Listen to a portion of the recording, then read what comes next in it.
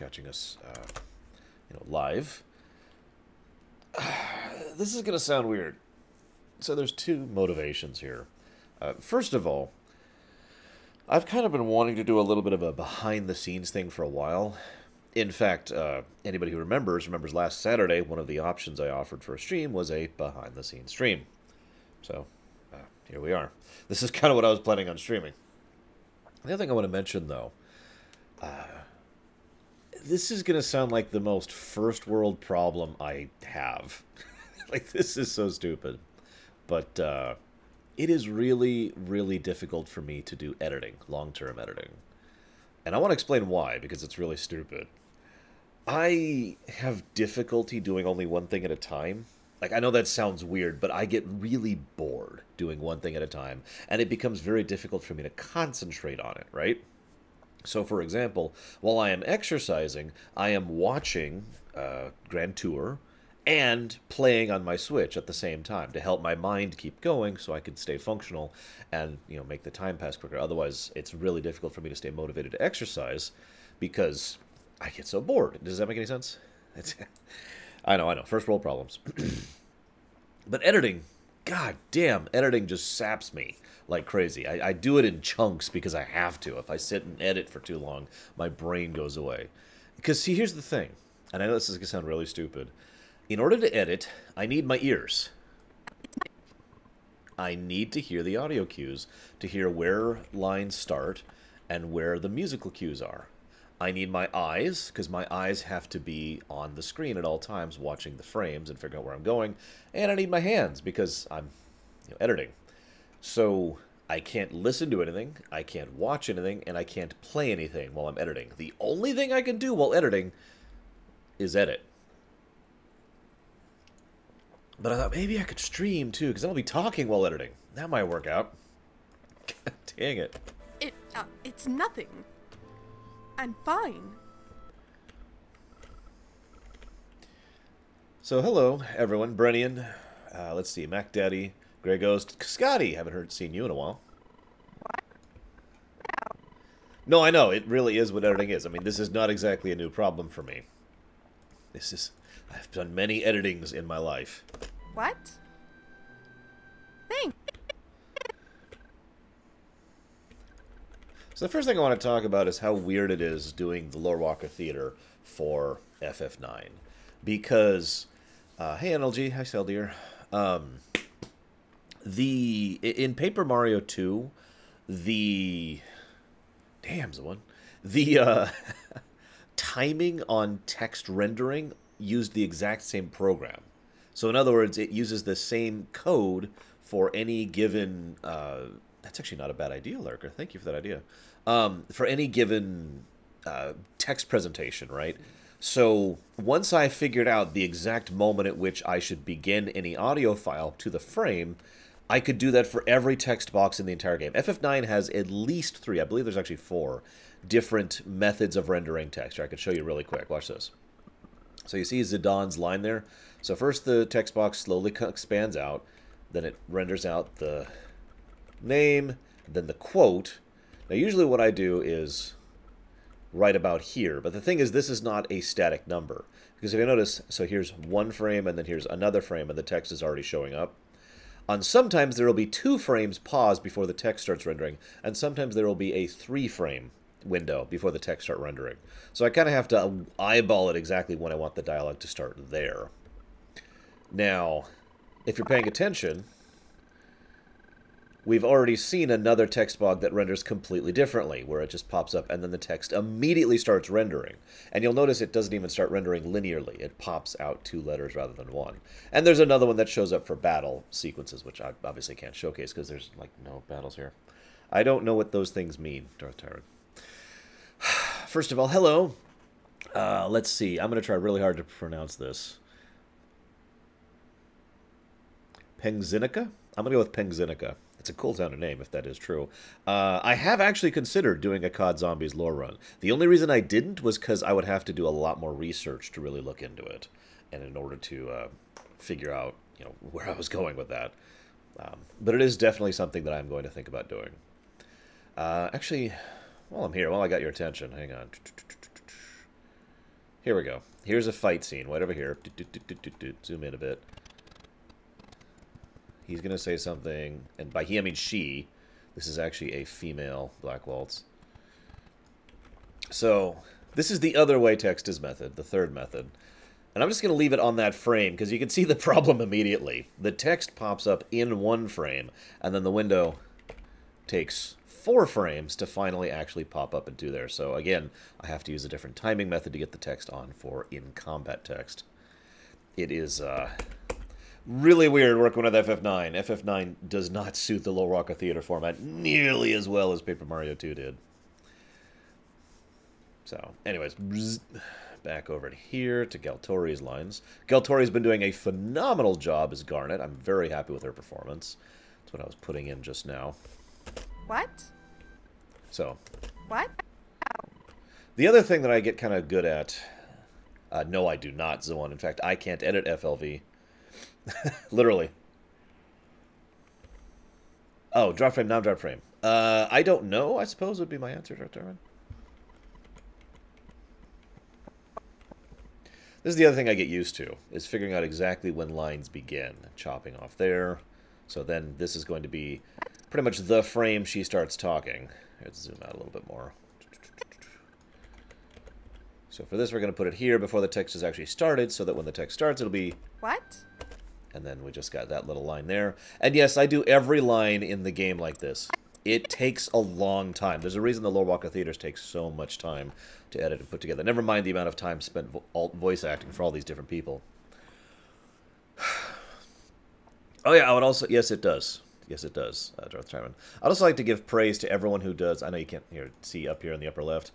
Everyone who has been very helpfully doing their file names like this. Because, oh my god. Having the file names set up with timestamps in them. See, Galtori, Garnet, so it's... how many view does what get? Zoan? Anyway, so we've got actress, and then character, chapter, and then timestamp in the file name.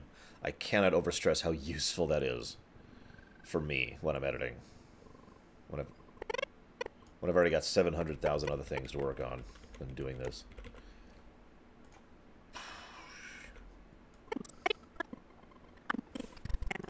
Lord Avon's. So we'll push this over here. Thanks. Oh, it'll probably get nothing, Zoan. But then again, I'm basing that off of Paper Mario 2.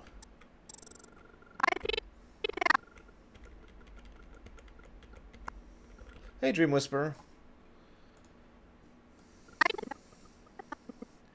I suppose I could do another behind-the-scenes thing while I'm here, but I kind of wanted to get some editing done first. And get Galtori's lines.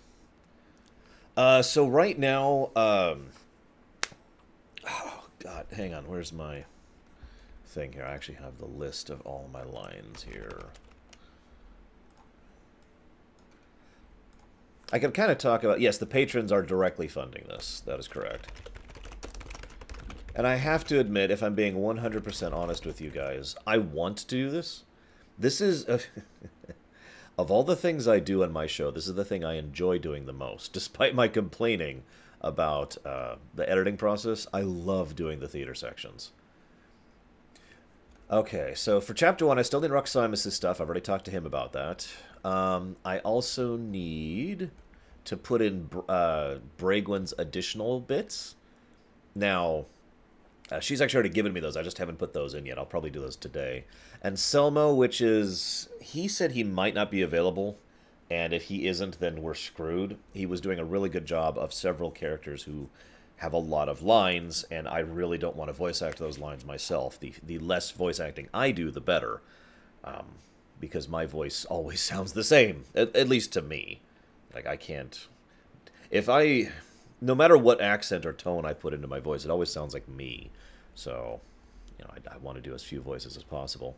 So I need to put Bragwin's lines in, I need Anselmo's, I need one bit from Shuryu, and I need some lines from Random, and I need a bit from Questy. Now, Questy is a weird situation, because he put in a phenomenal performance as Puck, the Prince of Burmecia. A great job, really. Absolutely fantastic, and I really want him to continue voicing Puck. And then he had a computer meltdown, and is still recovering from that. So I'm literally missing one line from him in Chapter 1. That's kind of obviously hard to get a hold of. If random... Let's see. If random or Shuryu or... I guess Anselmo pop on, I'll be like, hey, guys. There we go. Anyways, so that's Chapter 1. Boop. And yet, at this point, unfortunately, I do have to be a little more picky about microphones, especially for this one, and especially with so many people voice acting. I really had to stretch to make Takoida's voice work. It worked, we managed it, but it really was an issue. Scotty Good, here's how you become a voice actor. First, you have a good mic. I think I just said that. And second, you have availability. You have to be someone who I can rely on. That's kind of it. That's my only requirements for being involved. Now, a lot of roles are already taken, obviously, but there are brilliance of lines and characters to voice act in FF9. Just to give you an idea, let me scroll down to Chapter 3 here in my notes. So these are the characters who currently don't have an actor assigned to them in just in Chapter 3. Just in Chapter 3. Minister Artania, Bobo, Soldier 1, Soldier 2, Grandpa Bunce, Customer Filippio, Poncho, Engineer Z-Bolt, Officer 1, Officer 2, Breeder, Attendant, and Pigeon Lover. And then, females, we have Lucella, Alice, Lillian, Grandma Pickle, Female Red Mage, and Marcia. There are a lot of characters in this game to do voices for, so I'm trying to stretch out as many actors across as many characters as I can. Oh, it's Loremum! It's Loremum!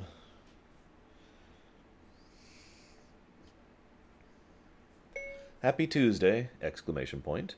Today I'm doing some editing work, comma, and streaming it because behind the scenes, period. Still working on the theater stuff, comma. Hopefully people will like it when it finally comes out, period. There we go.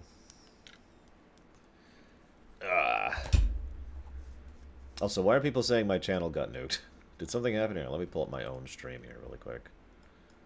Huh. That's strange. So when I pulled up my own stream, it said network error, and then when I hit refresh, it came right back up immediately. Is there something wrong with streaming Adobe Premiere? What the hell? Huh. Is there something going on in Twitch in general right now? What the hell? Forgive me, those of you watching this on YouTube. Twitch itself is gone. Oh my god. Like, I just went to twitch.tv and there's nothing there.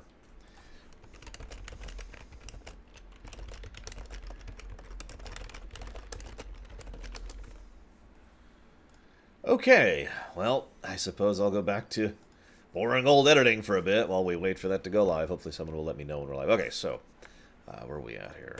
I did fine in the play, didn't I?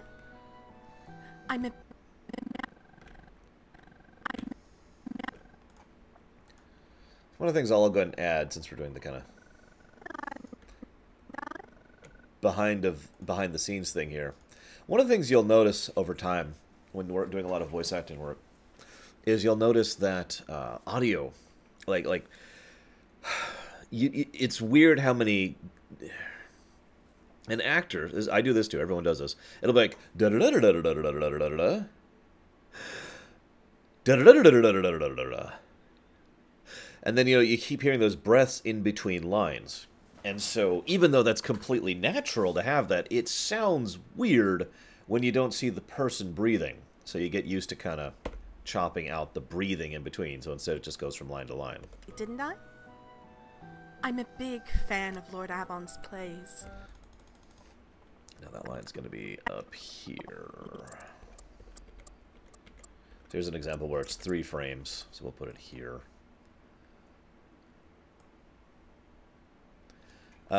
If you can hear me, Ked Viper, I manually save, like I literally just did. I manually save all the time. I hit Control S out of such habit that I sometimes don't even notice when I hit it. I'm a big fan of Lord Avon's plays. I have, I've seen all of them.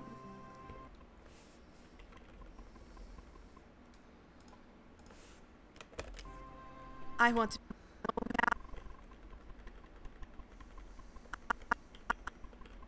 And you get used to hearing that little chop, chop, chop a lot while you're doing editing because of how much frame-by-frame stuff I have to do. I want to be your canary is one of my favorites. Is... It's always harder to do the intro stuff when someone is being hesitant. Like if you say ba ba da ba, you know, that's easy. You just start on the ba right at the beginning there. But if you say I, you know, it's hard to find that moment where the letters really start being talked or being said, excuse me.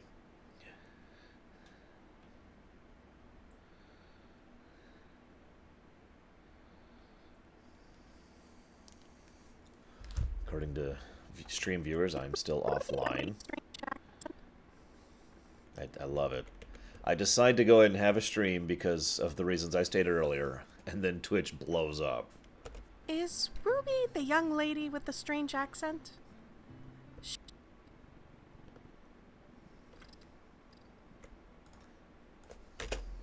Should I... I've noticed sh sounds are kind of hard to figure out where the beginning of a sentence starts to. Anything softer. Should I talk more like her? No, Garnet, you should not. I understand. You also get very used to listening to people in reverse, whoops, while doing this, at least the way I do it. I actually wonder if there's a better way to do this. But if there is, I wouldn't know.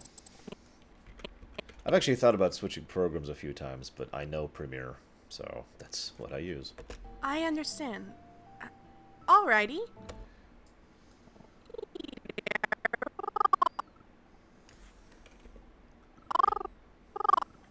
There we go.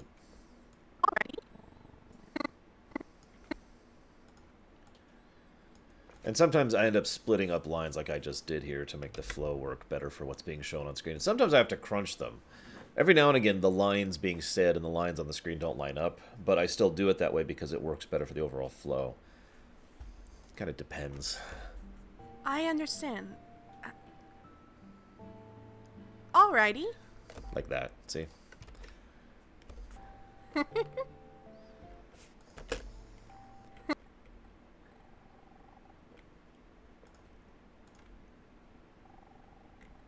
have to get rid of that little thing. It sounded like a chair creaking or something. Little giggle. What about you?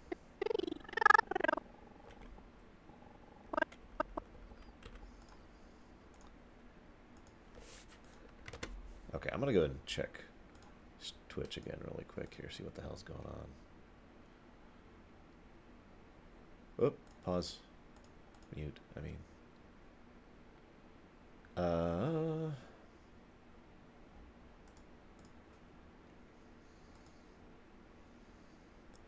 Well, it looks like it's working again. Hang on, let's try this again.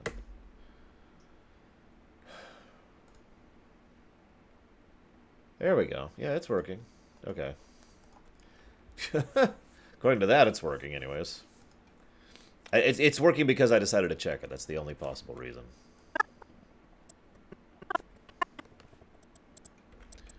If you want to see those insights, go watch the YouTube upload of those. What about you?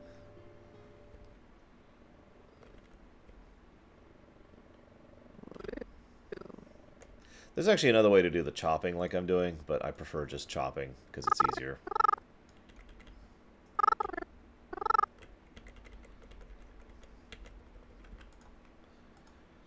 See, one thing I could do, and I'll go ahead and kind of demonstrate here, is I could just go zounk, just like that, and zounk, just like that. Of course, neither is what I want to do, but yeah.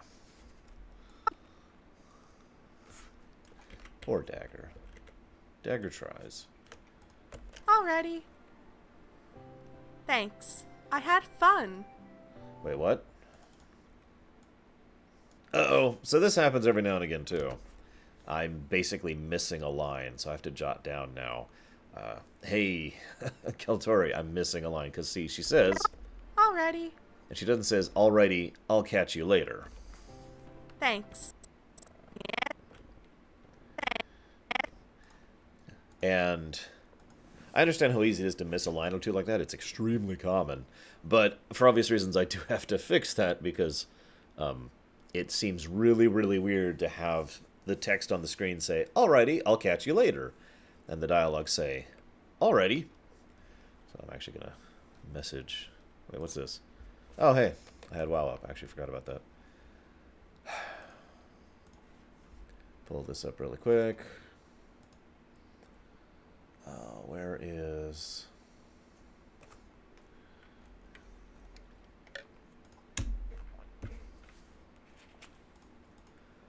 Lorewalker Theater.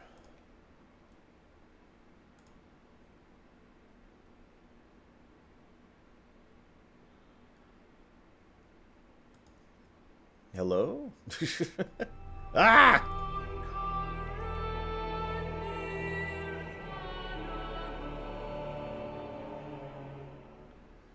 Ladies and gentlemen, welcome to... Oh, my throat. Hi. So I need to type out a message to Galtori here really quick. Here, give me just a moment.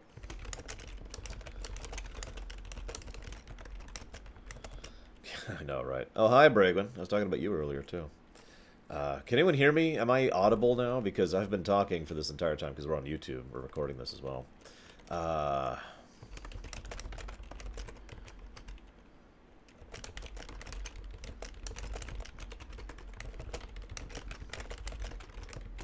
There. I don't know if I could say I'm bitter, Dream Whisperer. It's just discouraging.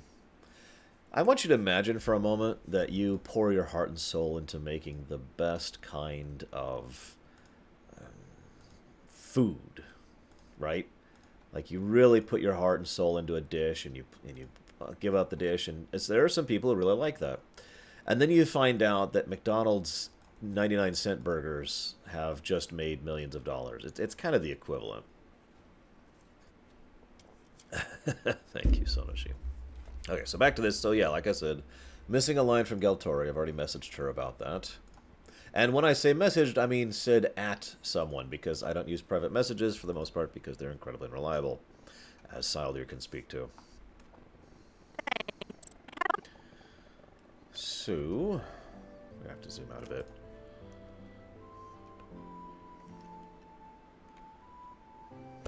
There we go.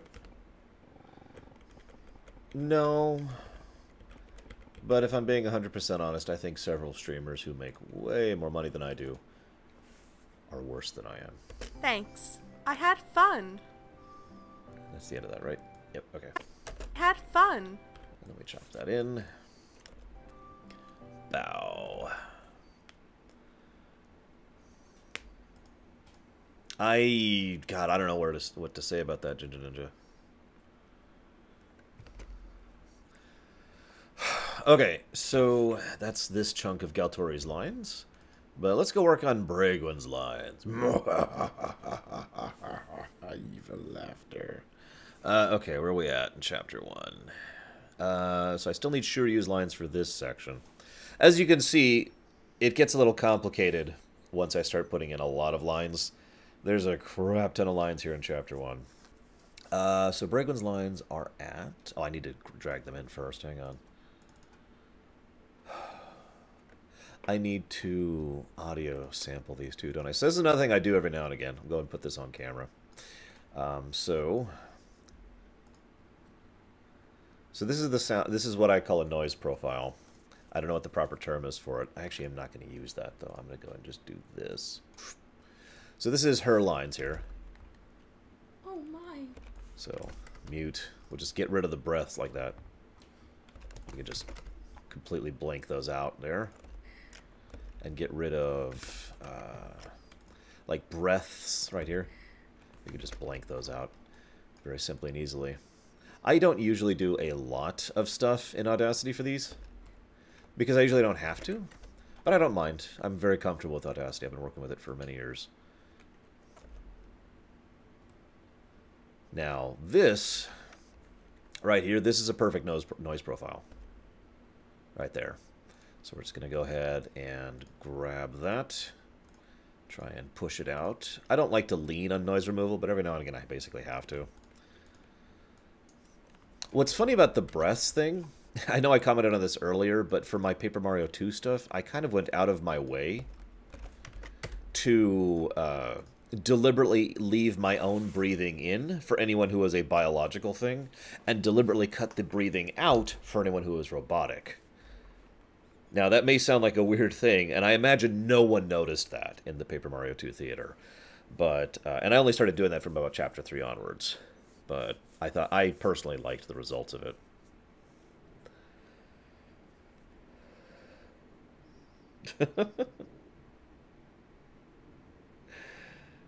Lore Mom is telling embarrassing stories about me being a terrible, well, actually very well behaved baby.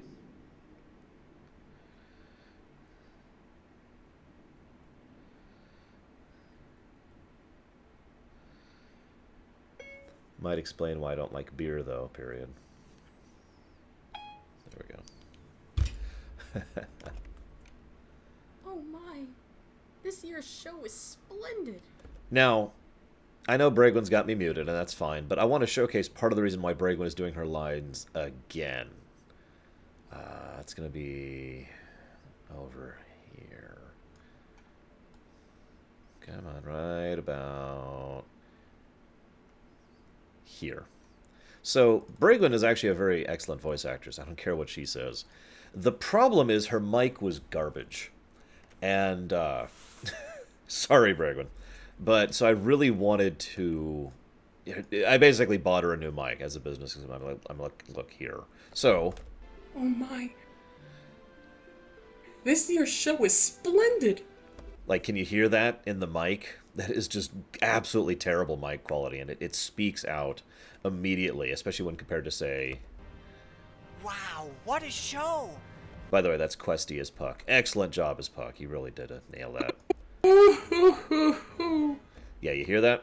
So, her new mic, over here, Oh my. by contrast. Oh my. Yeah, you can hear the difference immediately. So the new mic is working wonderfully. Now, I'm still deciding. One of the things I did with her original lines is I went ahead and lowered it a pitch, just a little bit. In fact, where's my notes on that?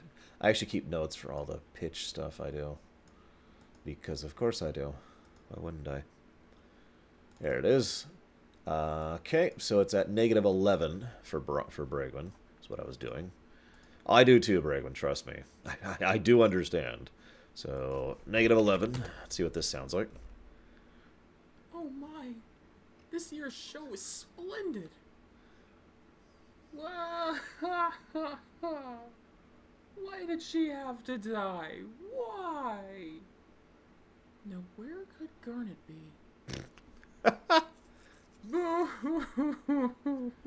And see, I think lowering that a little bit... Yes, I do, Max time. I think lowering that makes it sound more like Braun. It also gives me the opportunity to use Bragwin for other characters later. Have you, Shiryu? S. Hang on, let me check my physical folder here. Because the violinist, where's the violinist lines? Hang on, before I get back to Bragwin, because Shiryu literally has 2 lines in this as the violinist. So there's a tiny little bit where like 5 people all have lines there. And I needed all 5 of those people to be voiced by someone different. So it was a passel and a half, 110. Right about here. So his is at 110.13. We'll alone up this place. Yeah, this should be the line right here. Violinist. Why do I not have... Give me a second.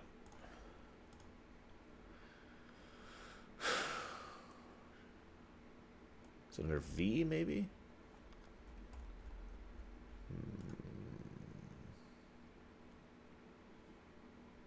It's okay, Brigwin. We'll go back to it. Moo-hoo-ha-ha.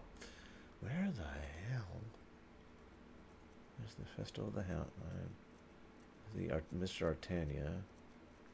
Young man, young man, young man.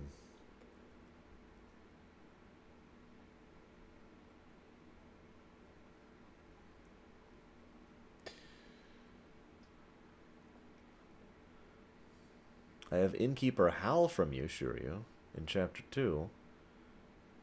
And Thorn.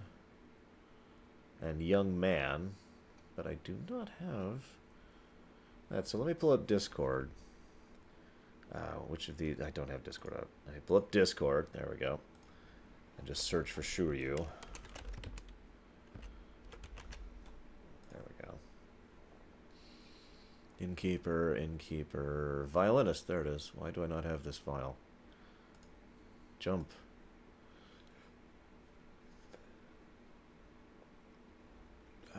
Close this out. Download. And then download. Pull up here. Pull those over to my actual voice acting directory because everything is directoried. No, seriously, I am super organized about all this. You kind of have to be, really. So let's pull these in. Hello, Azermaster. So here's Shuryu's lines. Finally. Looks like he's... Okay, so I want to mention one little thing for anybody who's doing work for this. I just realized, Scotty Good, you didn't hear my answer, did you? Because the Twitch issues. If you... I know most of you, it probably doesn't matter to you, but if you record your audio in mono, that means it's slightly more irritating to edit than if it's in stereo. I know that sounds weird, but the point is that certain audio channels, you can see it on the left here, can only take stereo, and some down here can only take mono. So that's why, for example, this line here from Martin Mandarton is in the mono channels. Just point it out. Anyways. Yeah, let our music do the fighting against those monsters.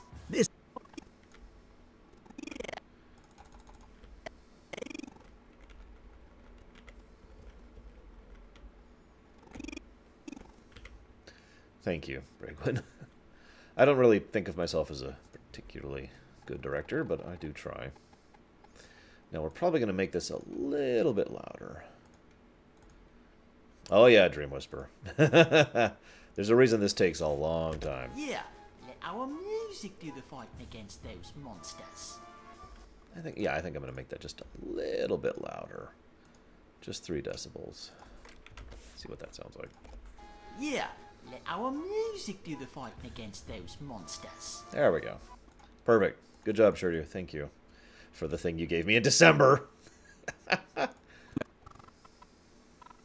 It's another reason why I keep notes on the actual... I have a Google Documents up, which keeps track of basically all of the lines.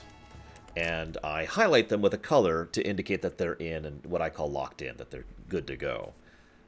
And thus people has a quick and easy way of seeing if I'm done with something or not. Okay, boss. Okay, sir. So, doing stuff like this is a little tricky sometimes. I'm actually not going to finish this up. Well, hang on. 1, 2, 3. Yeah, I only have 3. Who am I missing for this section? I know I'm missing Roxymus's bit. Where is Roxymus's line? Because Shuryu... So now I have the Shuryu, so let's go ahead and mark this as done. Because it is. Scroll up, scroll up, scroll up, scroll up. Looks like I'm having Roxymus do the drummer. That'll be 4. Who's doing the last one? Puck. Violinist. Spimbalist. Conductor. That's Dakoita. Where's the drummer? Oh, that's right. It was going to go to... Right. It's actually not going to be Roxymus. It's going to be Anselmo. And then I was going to ask Rox to do the 5th one. I don't know if he ever said yes, though.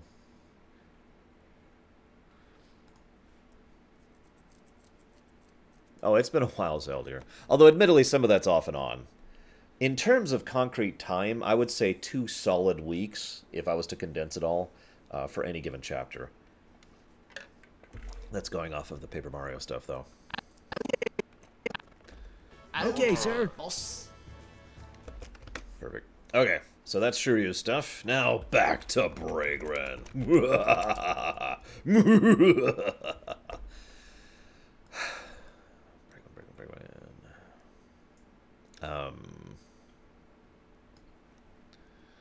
Yeah, I actually can't record with other people in the house too, which limits my own recording time for voice acting.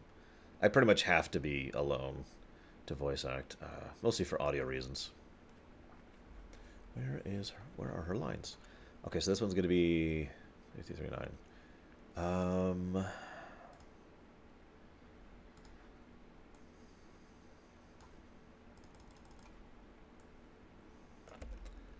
Oh yeah, I have a small other problem which I have since resolved. Which actually I'll showcase you later. But anyways, so yes, we're at here.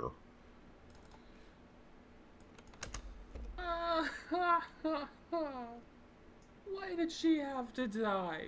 Why? Okay, so let's go ahead and push that out.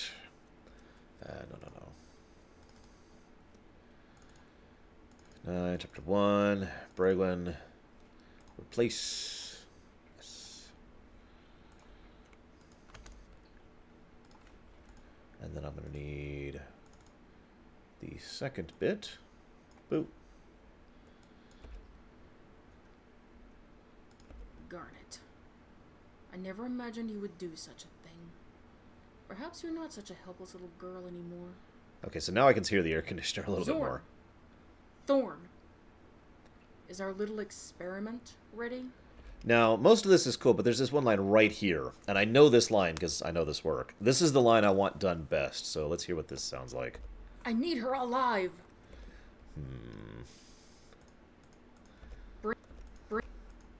Bring her back at once. I need her alive.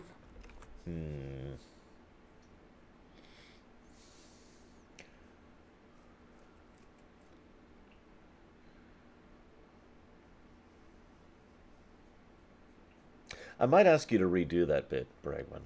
Just this bit right here. Like, the rest of this is fine. Garnet. I never imagined you would do such a thing. Let's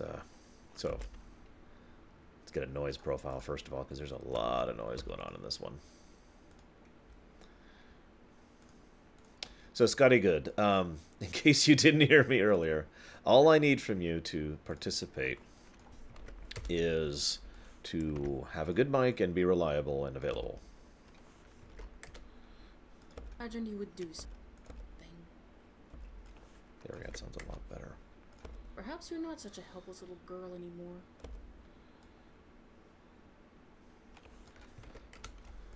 Zorn! Just gonna put a bunch of blanks in between a lot of these. Most white noise doesn't really matter because you won't hear it underneath the music of the game or the sounds of the game. I need her alive! Could someone ask Braywen to unmute me for a second so I can talk to her? Once.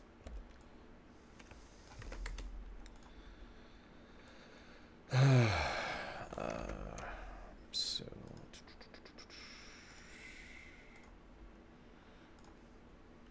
I need her alive!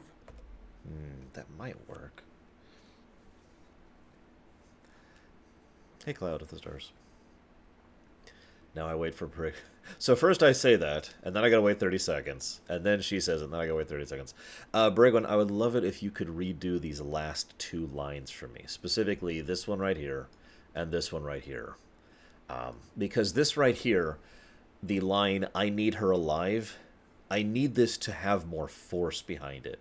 Don't necessarily raise your voice. I don't need it to be louder. I need it to have more force behind it, okay? Like, I need her alive. You know, just like really shove those lines out there for that bit. Because it needs to emphasize...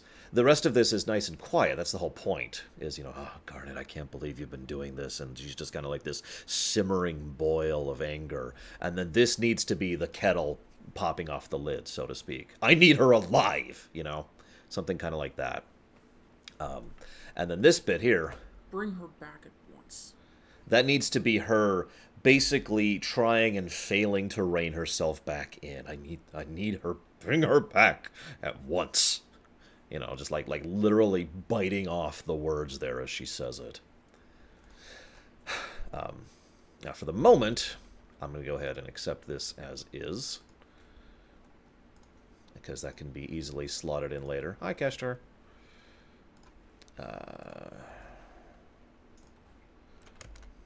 Gosh darn it. So for the moment, let's go ahead and pop these in here.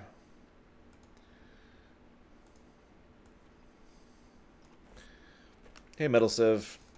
So as you can see, this is usually how this kind of works out. In fact, you can kind of see how this over here is actually one file that I've just chopped up, and this is about to be one file that I've chopped up. Now, currently it's in the Steiner thing, so it's going to sound weird because I have separate modulation on the Steiner channel. But we'll get to that later.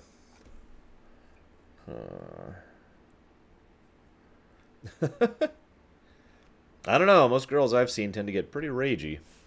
So we're going to mute this channel for a second. Oh my.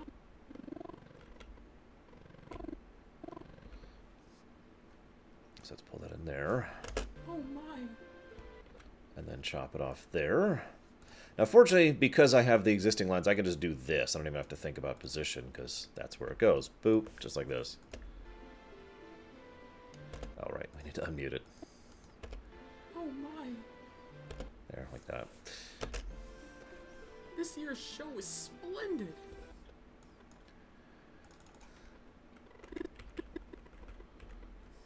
Yeah, you can ask Saldir about how picky I get about showcasing anger in voice acting.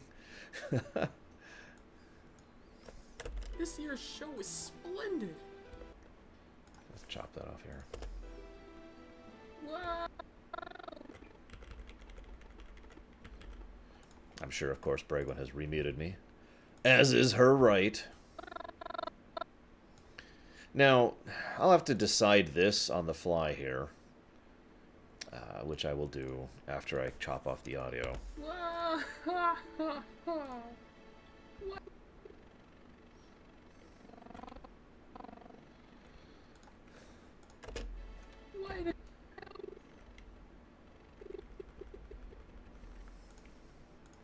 I mean, I'm the person who learned how to walk on the balls of his feet, so my footsteps would be quieter.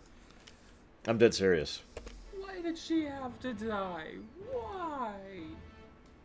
Of course, I just realized once again Bregwin can't hear me because muting.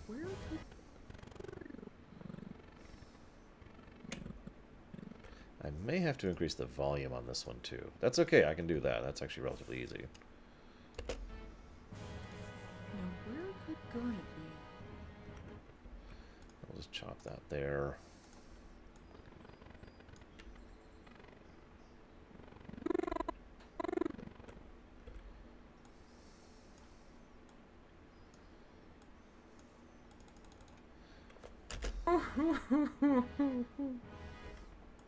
Well, I've noticed anger is kind of difficult to voice act in general because anger's a very volatile, by its nature, temporary emotion. It's hard to temporarily fake a temporary emotion that by its nature is very volatile. Like, I don't know how better to explain that. It's like, you know. It's also probably worth noting that anger does not sound like anger, at least not in my experience. Like, for the most part, when we are angry, we don't sound like what anger is usually portrayed as. Oh my. So, I think I am gonna boost this a little bit.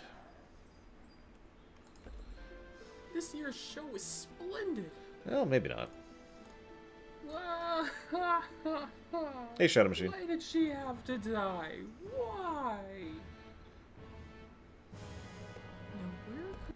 Okay, this one definitely has to be louder. Good God. Actually, you know what? Let's do this over here. It's easier to work with this one. Let's just do a simple amplify. No, let's go with 6.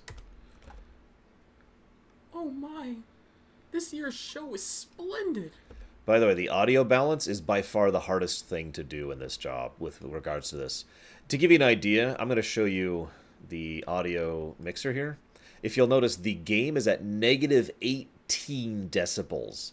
That is an insane amount of reduction. And you'll notice there are still a few moments where it's difficult for people to be heard over the game sound. So audio balance is just the most aggravating part of this whole thing for me. I also have a channel, as you can see here, permanently dedicated towards quieter mics. It's Audio 6.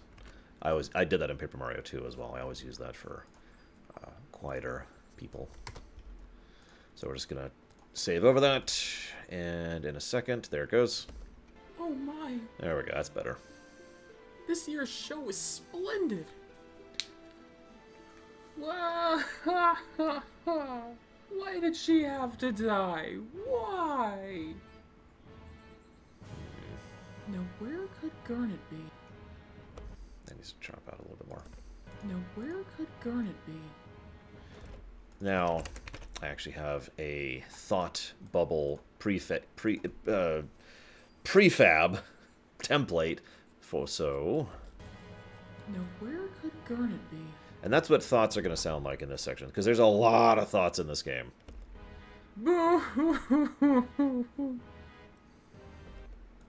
She have to die. Why? Now, you might wonder why I'm not criticizing her portrayal of this, but remember, the whole point of Braun here is that she's a spoiled, stupid brat. Right here, in this line. She's supposed to sound like a little baby. Why? Why? So that's pretty much accurate to what I actually want for that. Then, now this part was very important, and I told Bragwin very specifically, I want this to sound completely emotionally detached. I want her to go from, I wonder where Garnet is, and just flip-flop back and forth to show how emotionally unstable Bragwin is this early on. Now where could Garnet be? I might still boost that just a little bit more. Now where could Garnet be? There we go, kind of like that. Yes, Frandoka. So that's that line. Now, where's the other one? Whoops. Did I say, what did I say instead of Braun? Sorry, my mind's going 50 directions at once. What do you want from me? 46. It's also funny the stuff you notice when you go through things frame by frame. A lot of little details I never noticed before. Like, you see Zidane in the background there? He actually turns around and waves his tail at Braun as they're leaving. Like, never noticed that before until I started going through this word frame by frame. You also see Steiner there is just kind of like, wait, what? What's going on? Oh, wow, we're really high up, aren't we? You know, little details. Love that stuff.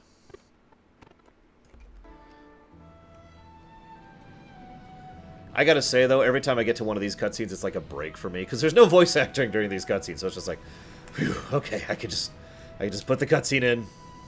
Oh yeah, so I voice Cinna. Anybody want to hear what kind of voice I'm doing for Cinna? We're gonna crash! There you go, that's Cinna. Stabilizers configured.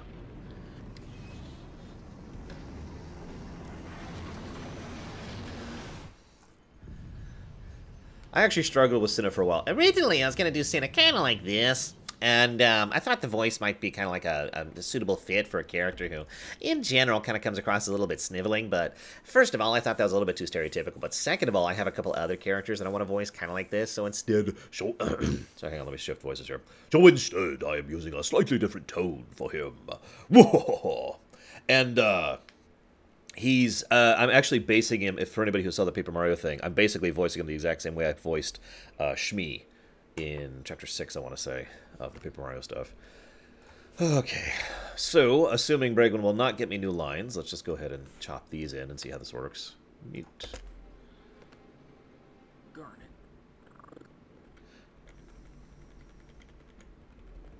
No, Cinna doesn't really have an accent. Garnet.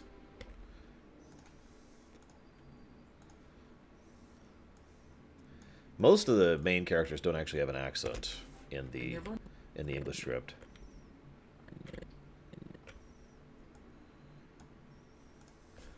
I never imagined you would do such a thing. Perhaps you're not such a helpless little girl anymore. I almost want to make you redo the whole section, actually. I'm sorry, Braven. But since I've got you doing it anyways, like, okay... Never imagined you would do such a thing. Perhaps you're not such a helpless little girl anymore. I don't know, I kind of do like that. Because my original thought was that it was going to be a lot colder. Basically, the kind of thing that is absent. Real emotion. I never imagined you would do such a thing. Perhaps you're not such a helpless little girl anymore. You know, something kind of like that. But at the same time, I have to remind myself that Braun is a childish baby who is monomaniac and literally insane at this point in time. Hence the idea of her kind of talking like this. Like I'm literally talking through my teeth right now in order to kind of emphasize that. I kind of like that better, so I think I won't actually ask you to redo that section. But I do want you to redo the last two bits when you have time, of course. Zord!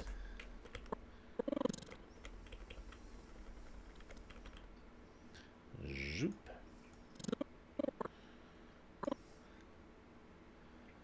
I'm sorry, Palayan. Hi. Zord! Thorn!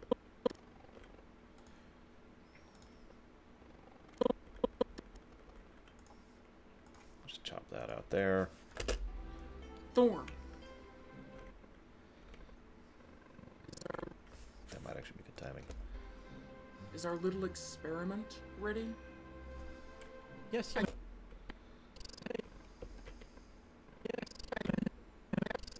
One thing you get used to is hearing lines under other lines, too, while doing this. Yes, Your Majesty. It is combat ready. And I believe that's Zed Slayer. No. Yes, that's right. That is Zed Slayer as Zorn. Good job of it, too. I really like his presentation. It is combat ready. Thorn, it hasn't done his lines yet. I need her alive!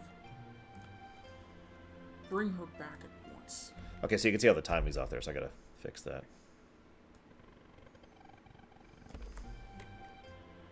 Bring her.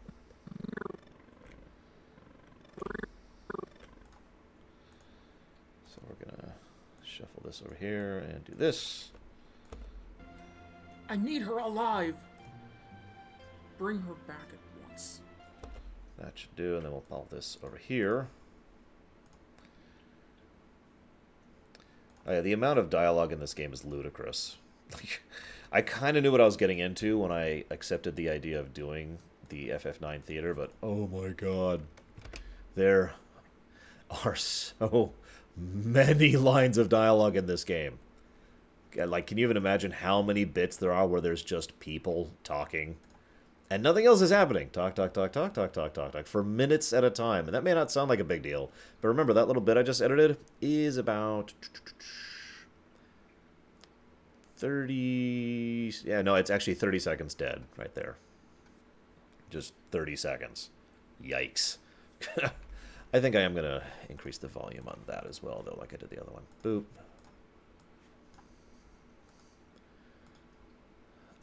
We did 6, I believe. Oh, you're not going to let me? Okay, how about this? Thorn! I need her alive! That should do. Yep, wrong thing. I need to do this. Yes, yes, yes. Oh, yeah, absolutely max time. Yeah, this is not a small undertaking. There's a reason we haven't even finished chapter 1 yet. Garnet. I never imagined you would do such a thing. Perhaps you're not such a helpless little girl anymore. There you go. Perfect. Perfect. Okay. So that's her lines done. Who wants to hear Sildir? Anyone want to hear Sildir? I am actually very pleased with Sildir's performance overall. What's a good scene? Oh yeah, by the way, I'm very happy with how this turned out right here at the beginning. It was very hodgepodge. You can see how many layers of everything I had to do to make this happen. To make the Lorewalker Theater come out at the same time as the FF9 thing. And then produced and conceived by me. Normalize doesn't do what I want it to do usually, Darth Tyrant, and I find it easier to do things manually. That's why I usually do Amplify. I'm one of those weirdos who prefers to manually set up stuff. So, who wants to hear the voice actor for Vivi? How many of you know who is voice acting Vivi? You're going to hate this. I'm actually legitimately afraid. of what your guys' impression is going to be of Vivi, because I voice Vivi. So...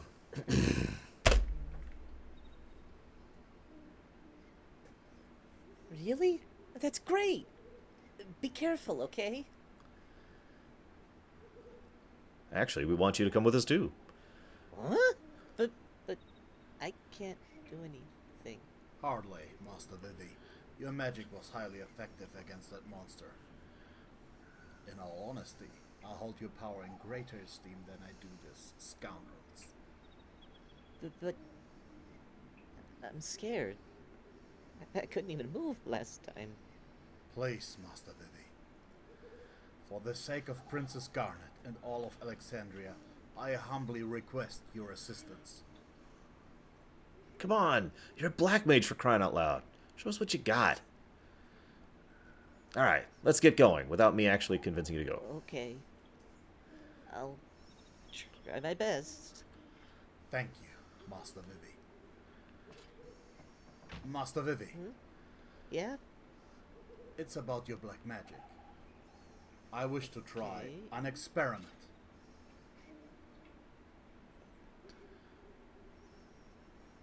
Magic sword?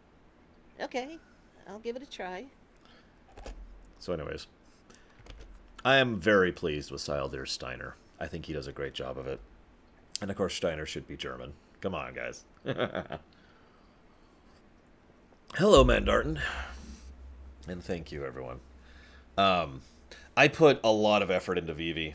I do so many takes of his lines because I'm trying to hit a very, very specific balance of not quite a person while being hesitant without being afraid. It's really, really hard to pull off. No, you're fine audio-wise, but I have to notice I am missing this line right here, and that feels weird because I swear I had this line. This is at 107. No, looks like I am just flat missing it. So, Syldir, any chance I could get you to do this line? It's this one here. I was wondering if... Kind of like that, right? So, if you get time, so I don't know why I haven't noticed this before. Actually, I know exactly why. I do this thing called a polishing pass. It's when I go through and check for any errors and issues. And I basically just watch the whole video and have a pen and paper ready to go. And I haven't actually done that yet because I'm still missing so many lines from Chapter 1.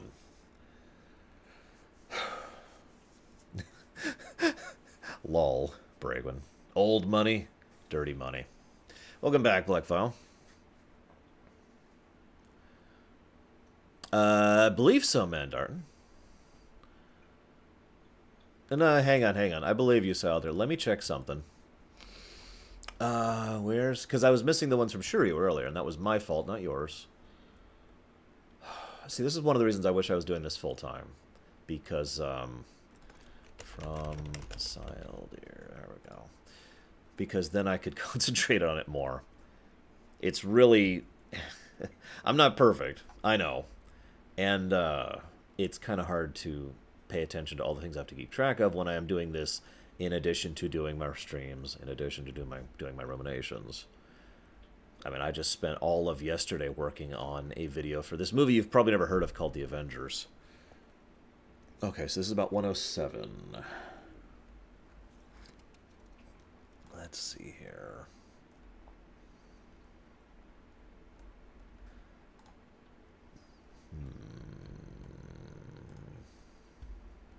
Yeah, it's a little indie flick. I'm sure most people have never even heard of it. But yeah, that was a huge project. So much to talk about in the Avengers. I think it's like an hour and a half rumination. I don't remember off the top of my head. So I'm looking at the lines you sent me, Syldir. I've got them up on the history right here. So there's the lines for 106.55. Oh, there it is, 106.55.3. Where is 106.55? Where is 106.55.3? Do I not have that? Here, I'll just re-download it. Jump. 106.55.3. Re-download it. Put it over here.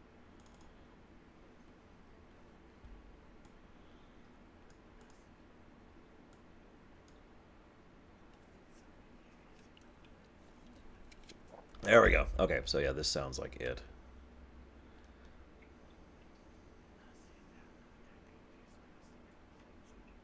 That doesn't sound right. Hang on. That's just the whispering.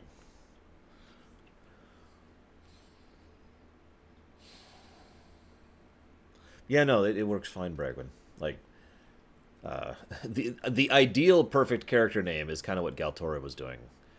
Actress or actor underscore character underscore chapter, and then underscore hour dash minute dash second.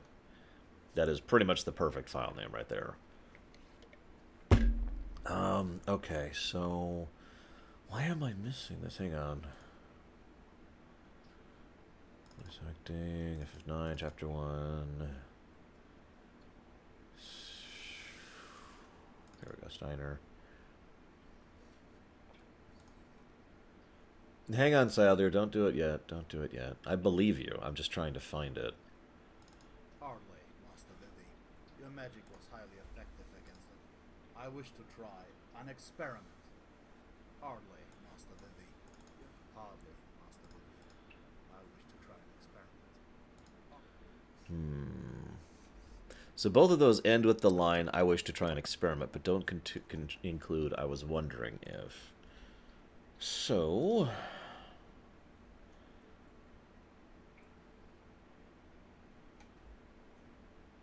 And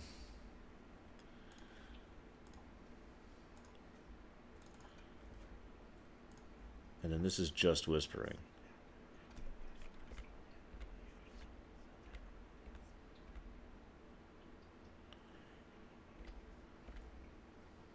So I have the whispering and I have the foreling. The only thing I'm missing, Salder, is the I was wondering if. That's all I'm missing from you, is that bit right there. And I'm staring at the files you sent right now, so unless you sent them out of order, I admit I'm looking at them in order. Whoops, there we go. Then yeah, it doesn't exist. Now, a little bit of voice direction. So this is also for our viewers at home. So a lot of lines in this game are in parentheses, like the one you're staring at on the screen right now. I was wondering if, or I was wondering if. And you can even, actually, Salder, if you're still listening, I would love it if you just basically say, I was wondering if you wouldn't mind doing a little thing for me. You know, basically keep going with the sentence and let me fade it out at a point that'll blend into the whispering, if that makes any sense. So don't just say, I was wondering if. Go ahead and say, you know, I was wondering if you would maybe be able to put sword on my magic. You know, something kind of like that. Anyways, so this is in parentheses. About half the lines in parentheses are internal monologue, which I put the reverb on. But about half the lines are just whispering, like this one right here. So I've been trying to make it very clear in the director's notes which lines are supposed to be whispered and which lines are supposed to be stated at full volume. This one is supposed to be whispered, obviously. So let's go ahead and push in the whisper bit.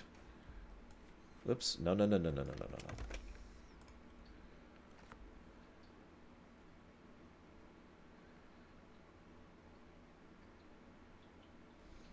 Yeah, I know, right, Kid Viper? Yeah, we've been doing a lot of stuff like that, Melkor Blade. Including a little bit of impromptu stuff here now again, which is stuff that's literally not in the script at all, but makes sense to be said in the moment. As I think I've mentioned before, the Chapter 1 of FF9... Oops, I already did that. Actually has some really serious issues, construction-wise and in terms of the script. There's actually an entire scene I just flat cut out because I honestly didn't think it fit.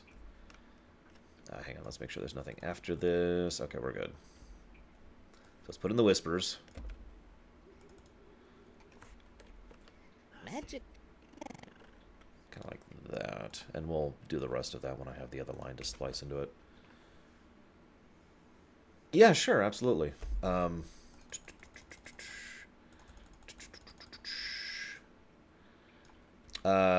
When you say stairs, I think you mean the scene before this, don't you? Over here? This bit? Right here? Or do you mean... Like, what do you mean? Help me out. Princess! He says that a lot. I want to give props to Saldir because he has to say the word princess like 80, 100,000 times. And he does a really good job of it. It's hard to say one word a lot and not... So, heavy breathing is early here. That's when you're wigged out because you're still recovering. I think. Structure is in poor condition. Perhaps I can break out by ramming into the wall. Oh, no. You mean that section. That's a lot earlier. That's going to be over here. Where is it? Where is that? It's going to be right here. So originally, we just talked about adding in lines. There's no dialogue for this section at all, but Saldir had the idea to do like the heavy breathing up it, and I kind of spliced it together and did some effects on it. You could kind of see it there to make it kind of slide in. So the way this sounds, in conclusion, is...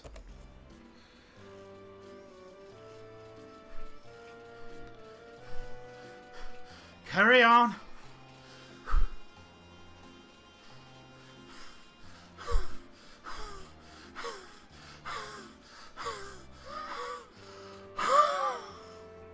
Fatigue rears its ugly head. No, I must persevere. The princess must be found. Now, Saldir actually sent me like a few takes on the heavy breathing, and I ended up, as you can see, I kind of ended up splicing several of them together to make that sound as smooth and as distinct as possible. And I also made it so that, if you didn't notice this, it gets louder the closer he gets to the screen, and then fades out again, and then gets louder again. Here, listen very carefully. Carry on! Then it goes quiet again. And it kind of gets louder as he gets closer up to the camera again. I think the effect works very well, so definite props to Saldir on that one. And you notice how I'm hitting save even though I didn't change anything. It is very much a habit to hit Control-S a lot while doing editing.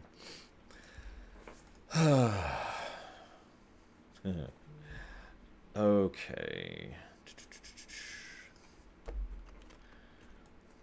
Now, where is... Yeah, he does a good Steiner. I'm very happy with his performance. I was originally hesitant because Darth Tyron put in an excellent portrayal of Steiner, and he was actually my first pick for Steiner, and then Saldir put in his thing and was like, dude, this should happen. And, you know, and gave his performance. I'm like, oh, man, no, absolutely. You sold me, Saldir.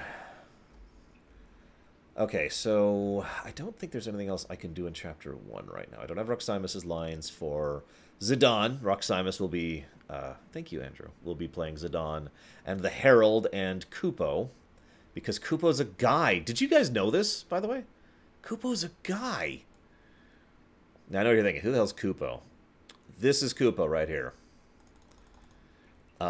For the longest time, in fact, until I did this video, until I was working on this Lorewalker Theater, I thought Kupo was Stiltskin's wife.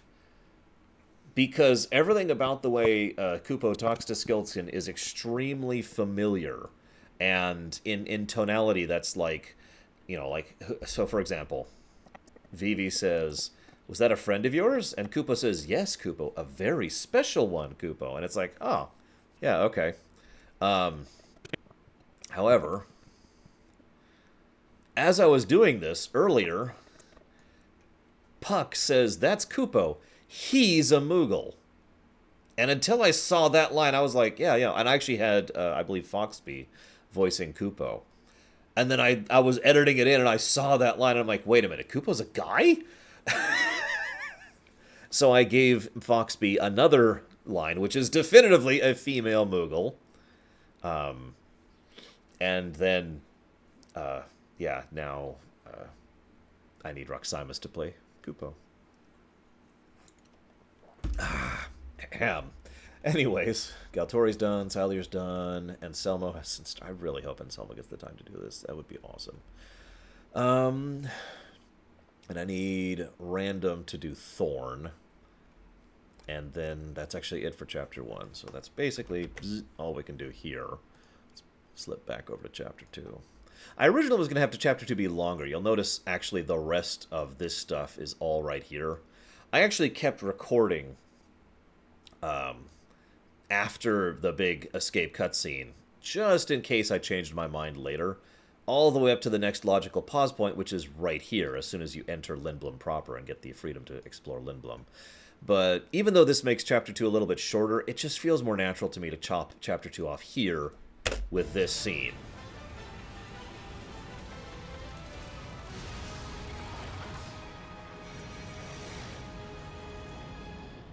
And that'll be the end of Chapter 2 right there. And then this will be the beginning of Chapter 3, which will be pretty much just Lindblum, which is a nice big chunk of stuff.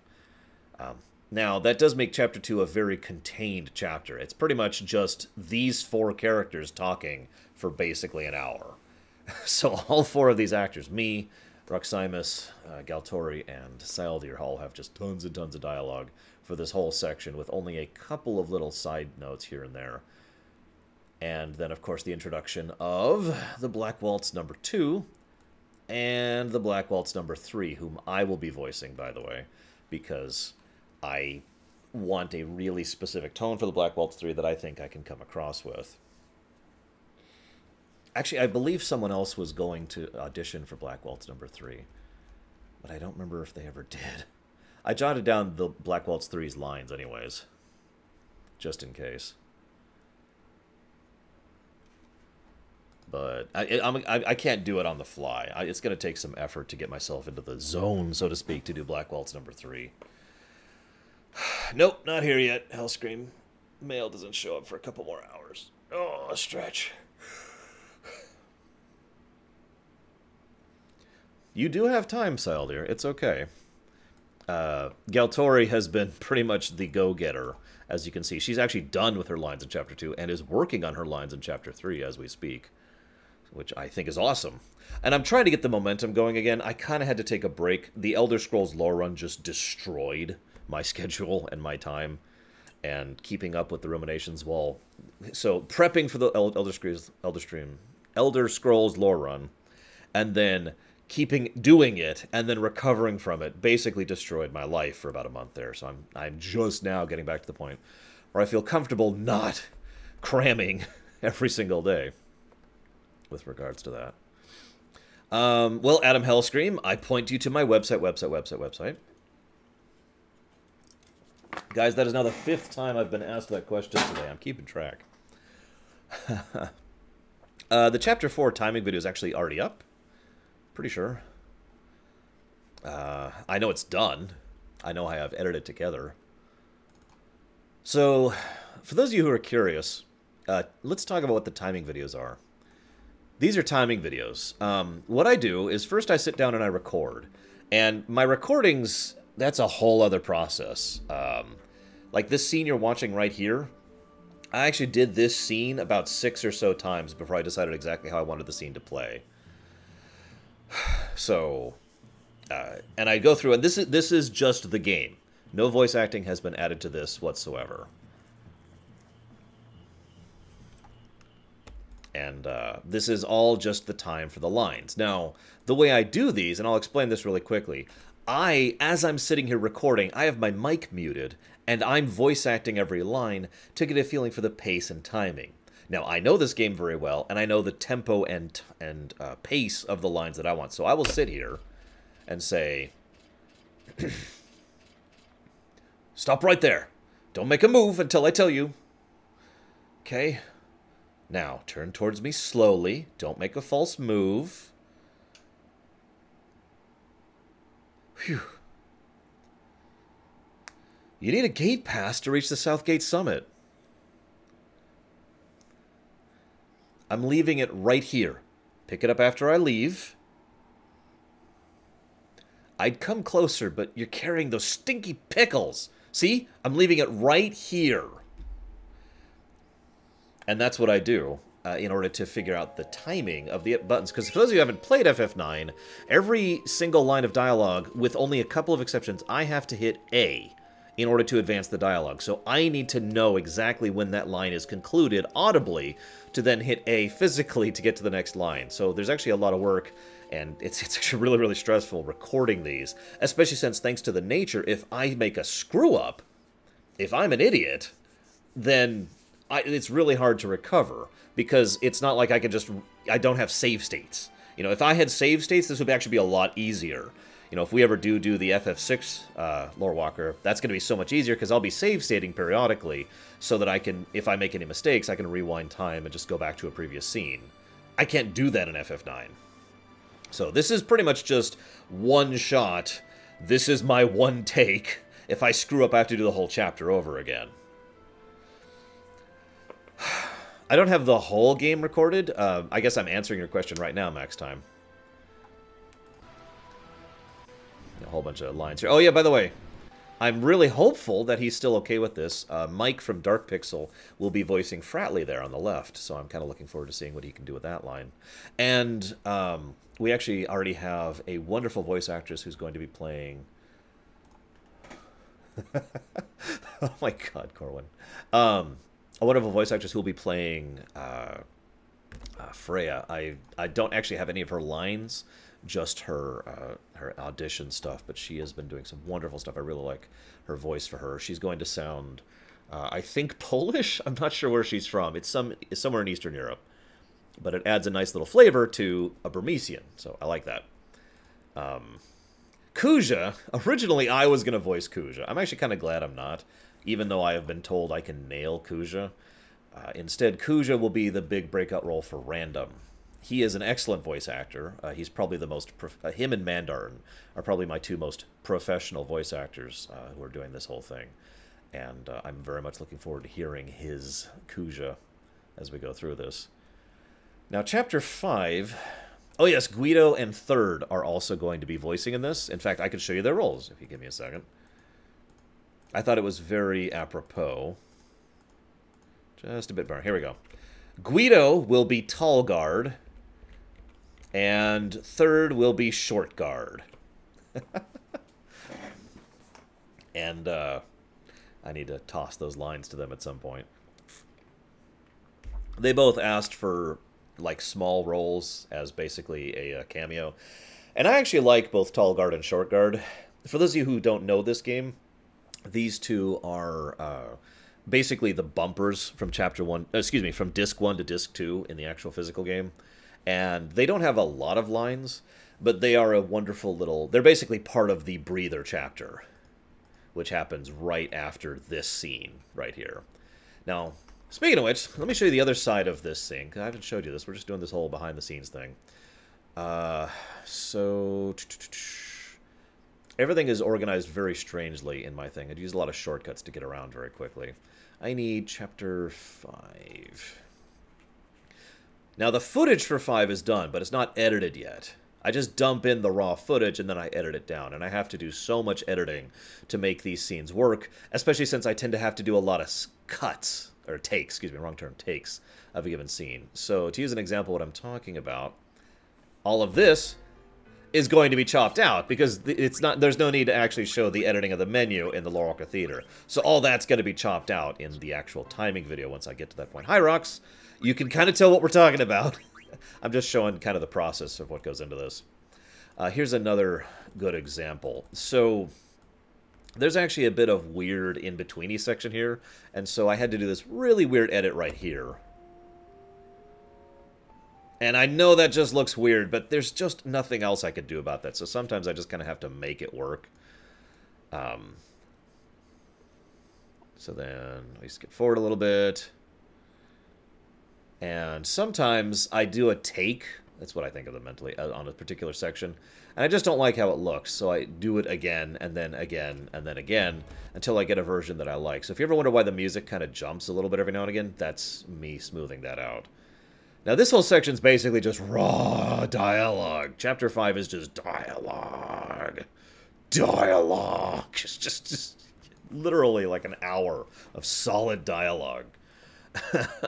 So that is a good thing, though. It means for the timing video, I won't actually have to chop out that much for this one. And then, of course, there'll be Cinna here. Gotta stabilize the configures. Where was I in the actual editing? So I did that. This is this is going to be a funny little thing for Syldir to do. Steiner, that's enough. Whoa. Can't I even talk to my friends? Friends? But they're... How about Steiner? Yes, ma'am. He's being scolded. How embarrassing. Usually, actually, I say usually, what I like to do is to release it all in one bundle. So for basically a few weeks, it'll just be FF9, FF9, FF9. That is the intent. What I might do is, when we're getting closer to being done, release Chapter 1, or at least privately release Chapter 1 when it's done, so people can kind of see what the full product is looking like. And hopefully not only get people excited, but to generate more buzz and to get the momentum going so that more people can get their lines done. This is actually a bad example of what I mean by chopping out stuff. Unfortunately, because there's just not a lot to chop in this section. I thought I did the walk to here several times, too. Oh yeah, I also use cheats all over the place. The utilization of cheats is actually very strategic throughout this. So obviously the no encounters cheat is pretty much always on, with only a very few number of exceptions to that. But that also means that I'm kind of low level, so I have spent a great deal of time off camera leveling so that I'm not super under-leveled. But also, on most bosses, I will usually just like try to get in a few hits, showcase the boss a little bit, and then one-shot it with the Quad 9 cheat, and then immediately turn the Quad 9 cheat back off. So in addition to timing everything out and paying attention to the, for lack of a better term, directing of the camera and the positioning of the characters, because that's all on me on the controller, I also try to have to be managing what cheat is active at a given point in time, because it's all toggles. Now, I thought... Looks like I'm wrong, because we just go here. This is probably a good example of what I'm talking about. I don't actually remember how I did the Black Waltz 3 number 2 fight.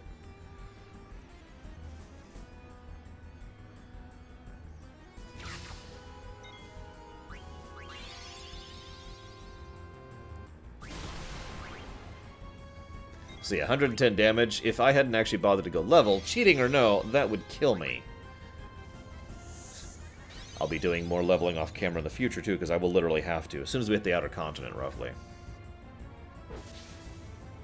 So you see, we're just doing 52 damage, so you can see right now we're not really cheating. I haven't decided if I'm going to chop this fight down a little bit or not. Depends on how long it goes. Every given boss has to be showcased at least a little bit, but I also don't think it needs to be as long as it normally would be, because after a certain point, it just gets old. Now, we did get the hat out of that, so you notice that I hit for Quad 9 there. Okay, this is actually the fight I was thinking about. The moment I saw Steepled Hat, I hit F3 or whatever it is, so that in between there, the attack would do Quad 9, and then I turned F3 back off, and now the fight's over.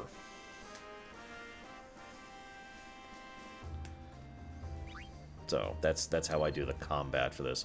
And I pretty much, like I said earlier, I pretty much have none of the trash mobs. There's plenty of boss fights in this game to showcase the combat, and to really the trash, with very, very few exceptions, has nothing to do with the story or the theater. So no need for it.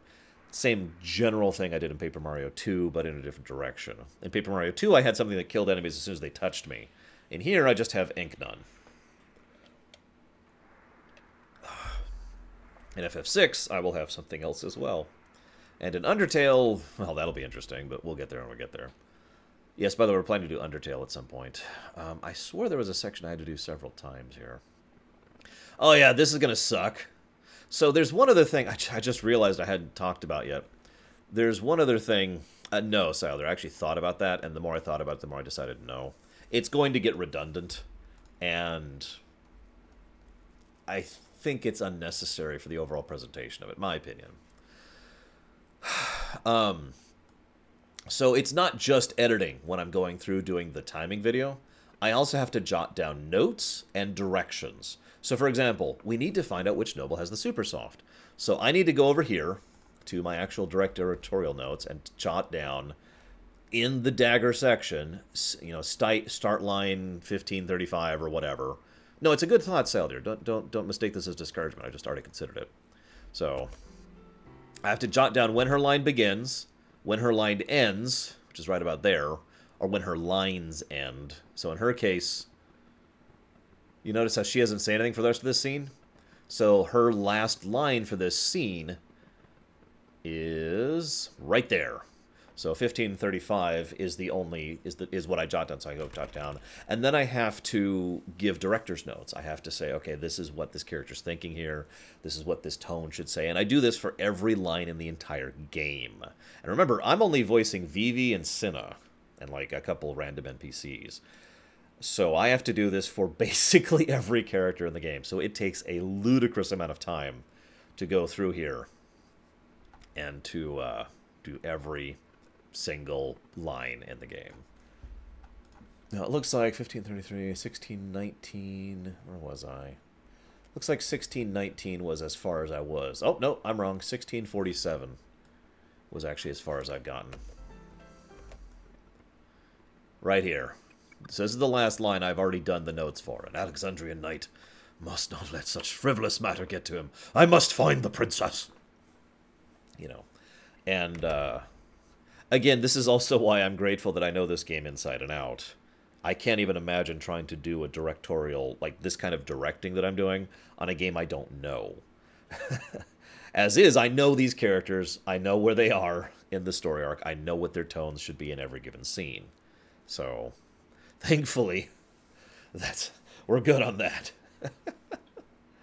That's another reason why any Lorewalker theater I do will only ever be for a game that I know intimately, so that I can do that kind of directorial, detailed job. And you can ask my voice actors. I really do give a lot of directorial notes for just about every line. And they have been quite good about doing it, too, so props to them. Okay, so... Fun. Yeah, exactly, Max Time. That is exactly correct.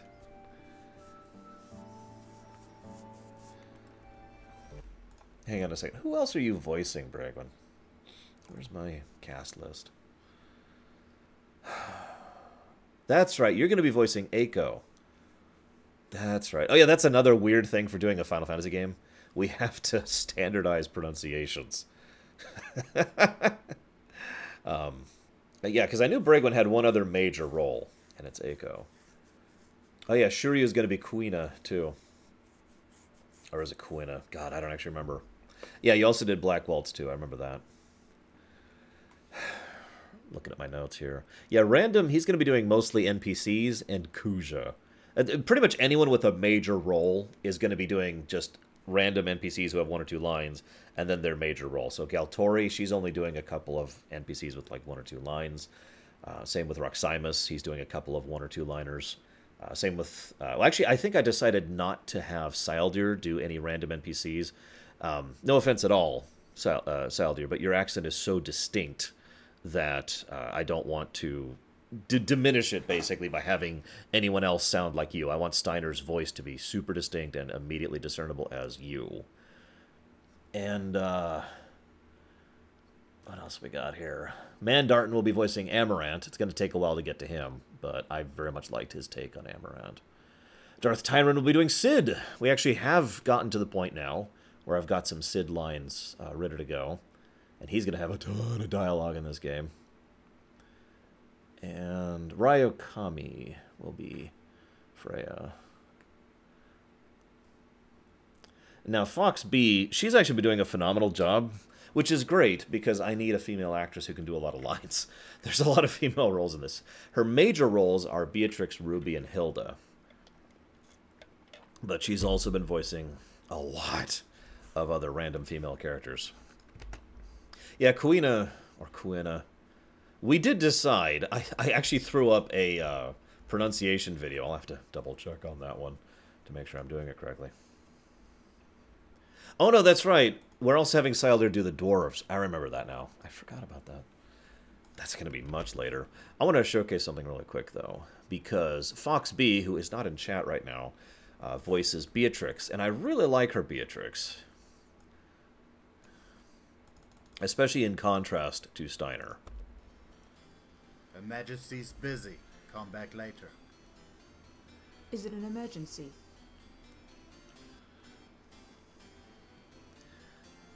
A veritable emergency of terrible urgency. Very well. I'll see what I can do. We'll be very grateful.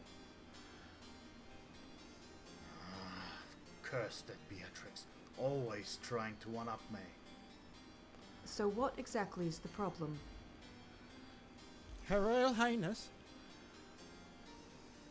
is in danger. I see. Wait right there.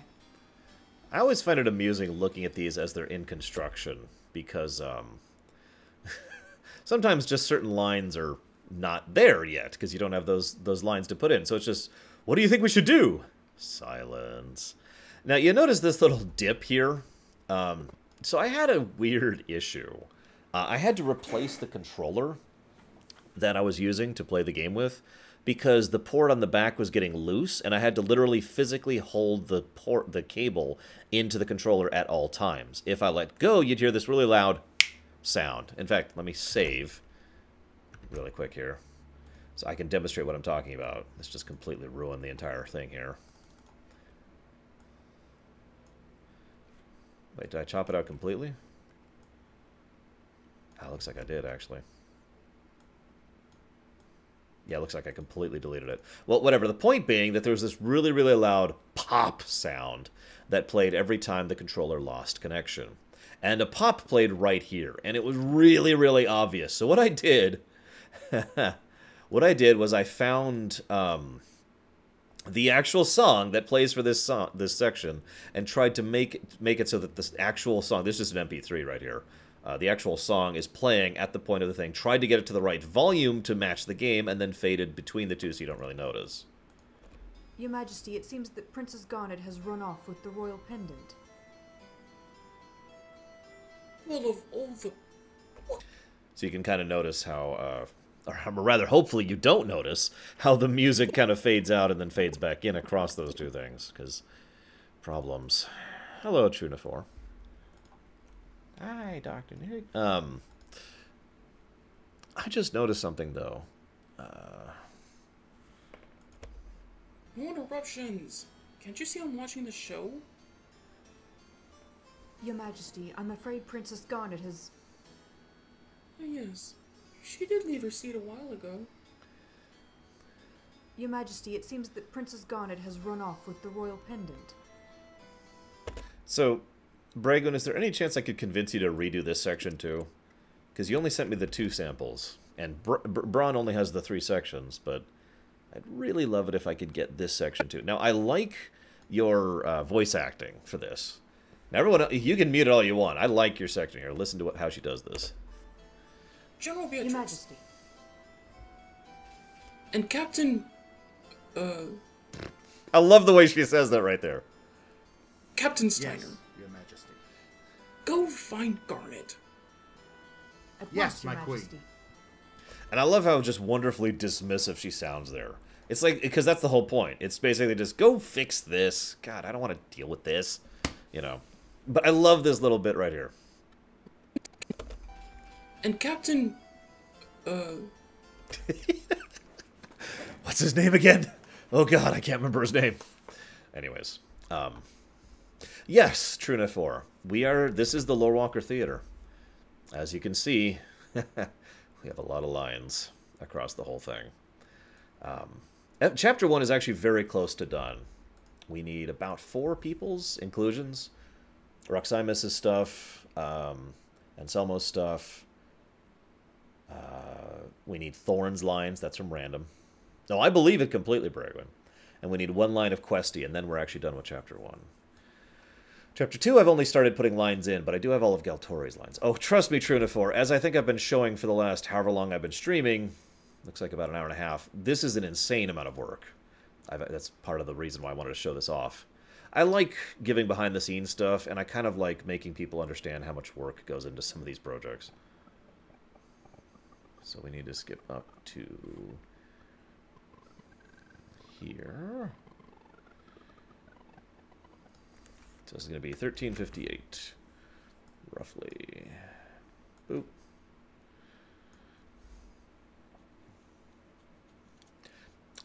Did I shadow machine? Hang on, let me go back. Give me a second.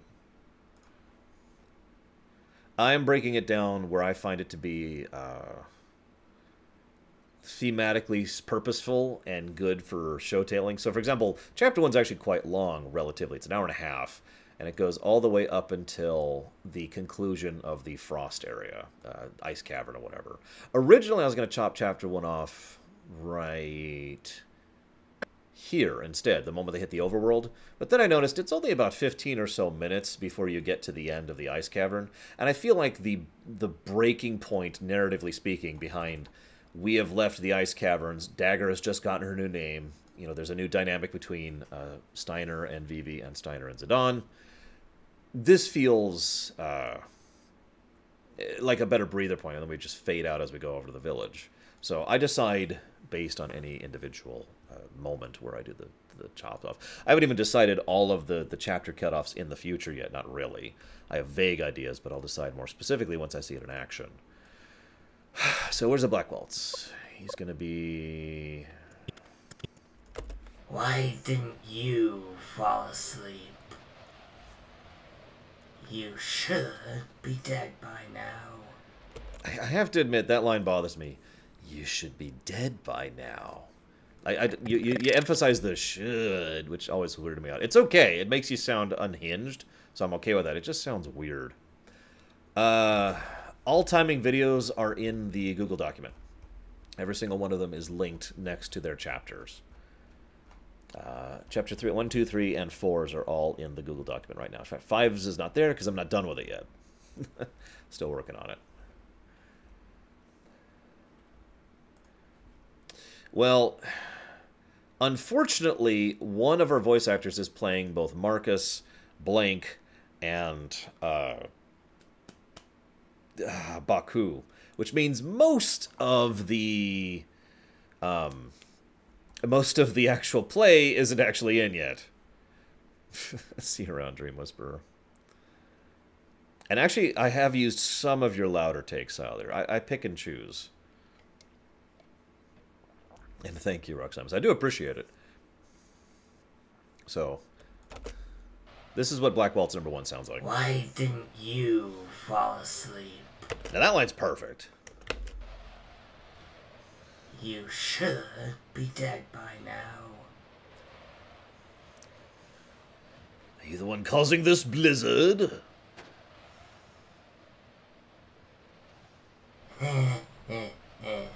That's right. Yeah, see, he just sounds kind of off, and I'm okay with that. Ice giant sea lion, come before me.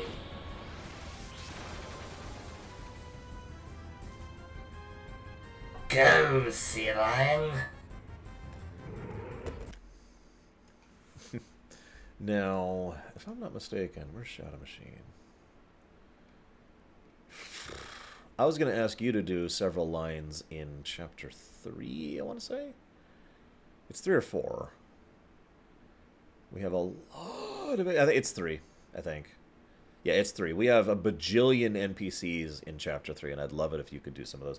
I haven't assigned those yet, to be perfectly blunt, because I haven't gotten around to it. Chapter 3 has freaking 22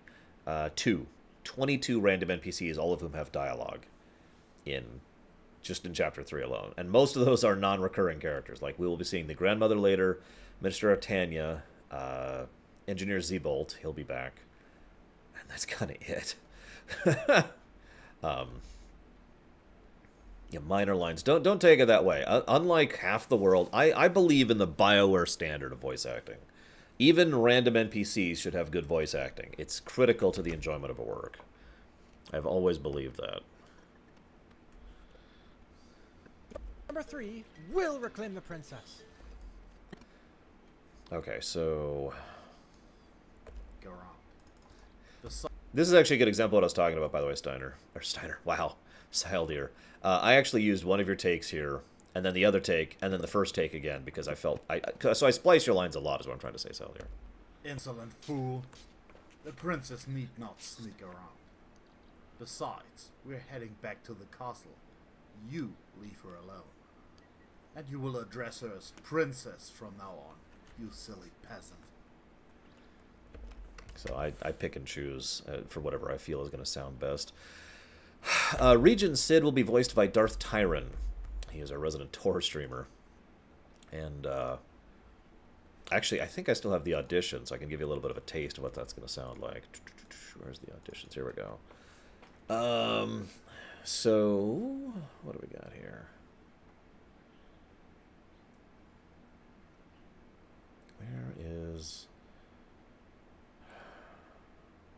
Here it is.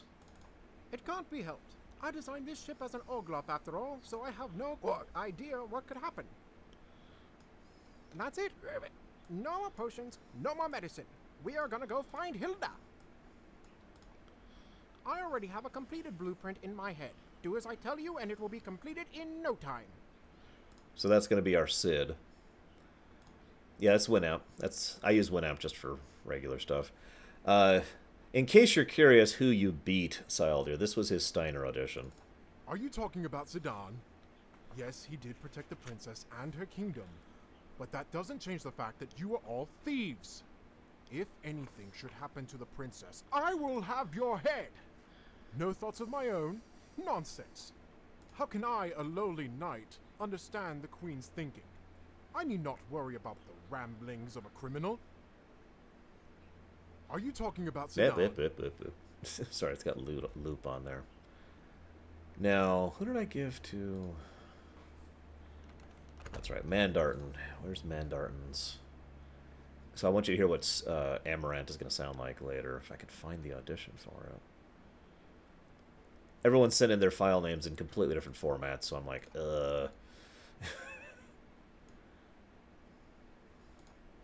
I usually don't cuss before, so shrug. Where is... There it is. FF9, Amaranth, take 1. Can't you even take care of yourself? Damned hypocrite. Always talking about friendship, when you are nothing but a selfish loser. I used to know someone like that. He was a loser. No, I didn't actually go for take 1 there. Refused to find beneficial ways to use his power. I'm not here. Take 2. Can't you even take care of yourself? Damned hypocrite. Was it take 3 I went with? Take 3. Can't you even take care of yourself? There it is, yep. Damn hypocrite. Always talking about friendship when you're nothing but a selfish loser. I used to know someone like that. He was a loser. He refused to find beneficial ways to use his power. Instead, he'd seek out people to fight. I told you, I'm not here to help. I just want to level the playing field. So that's going to be our Amaranth right there. Shuryu is playing Kuina. When we did auditions for it, I didn't care who did it. I just cared about who did the best presentation for it. So both actresses and actors auditioned for Kuina. Yeah, I know, right, Mandarton? Especially the way I do voice acting, which I guess I should tell you about that too. Where the hell is the... There it is, here it is.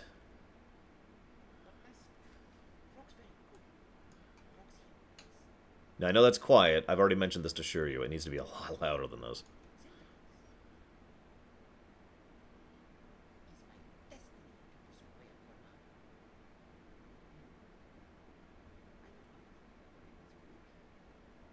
So anyways, that's going to be our Kuina, if you could hear that. Now, I suppose I should explain how I do my own lines. I'm not saying anyone else should do this, but, you know, behind the scenes. So here's the me folder. So, yours is fine volume, Mandarton. But some people... I've noticed several people have the quiet mic issue. See you around, Shadow Machine. So, how I do it... And I'm insane for doing this. I'll do what I call a mega line. So, what's the best example of this?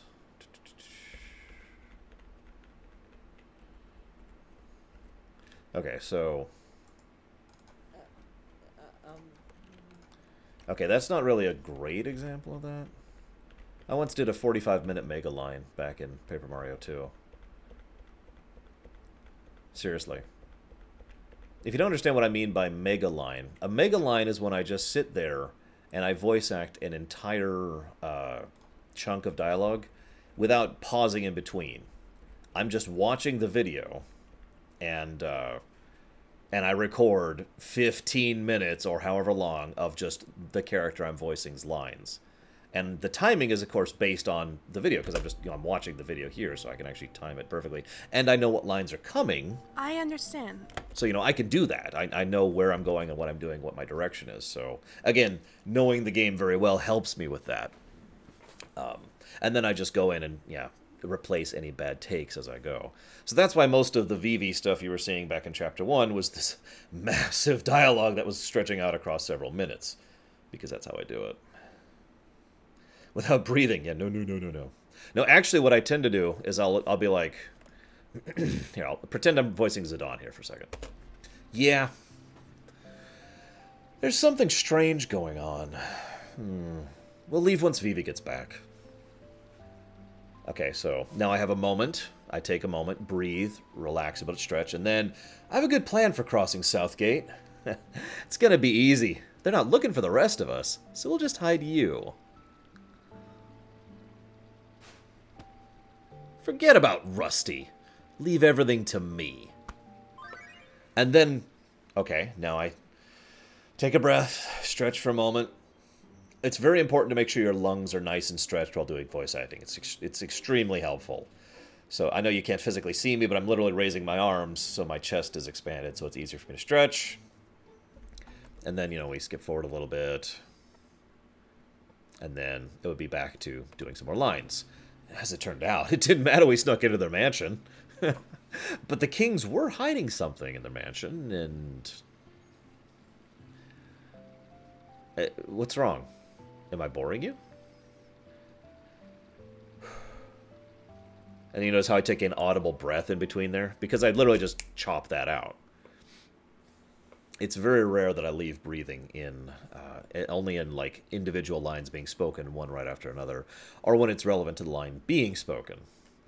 Like, this section's gonna suck for me, because I'm gonna be doing a mega line right here as Vivi. It's gonna start with Vivi crying, and then him talking about this, and then it's going over to this section, and then I have to cry, and then we're gonna chop it here.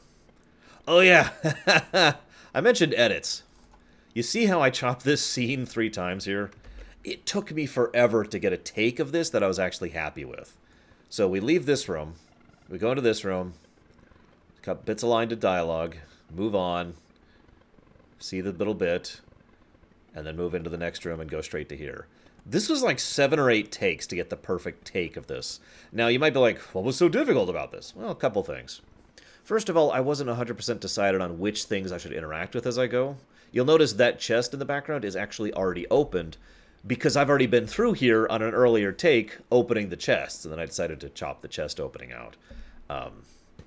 Second of all, this room, for anybody who's played this game, this room's really janky in its movement. In fact, you can kind of see I'm still having some issues moving Zidane in a straight line through it, because it's not, it's just really, really strange movable terrain on this area. And so I had to shift between using the D-pad and using the analog in order to just get through here as smoothly as I can. It's just pain in the arse. And then here's going to be another nice big mega line section for this whole thing. Tons of dialogue for this whole section.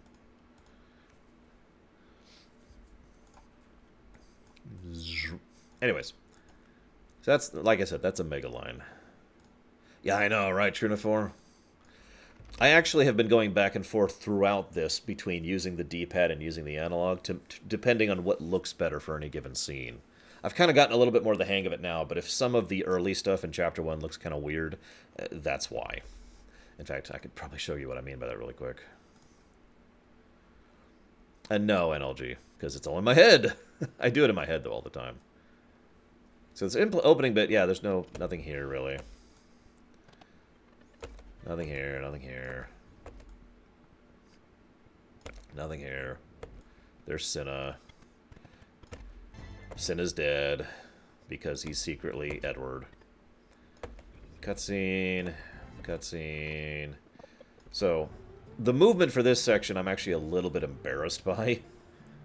Here, you dropped your ticket. Bye-bye. Because, again, I was getting used to whether I should use the D-pad or whether I should use the analog for any given scene. So that's the D-pad right there. Ow! Why, you... Get out of my way! I really like Questy's puck. I want to say that again. This is going to be Roximus. He has one line there. This is the Steam version. It's the easiest to capture, and it's the highest quality. Also, it has built-in cheats, which is basically mandatory for this. And yeah, we're using a texture patch. You notice how... So that's another example. My pathing through this section was a little bit wonky. Because it's... Yeah. And there's a lot of really small errors that you probably wouldn't notice if I didn't point it out. But I really don't like how a lot of these sections have feel. Can I help you, son?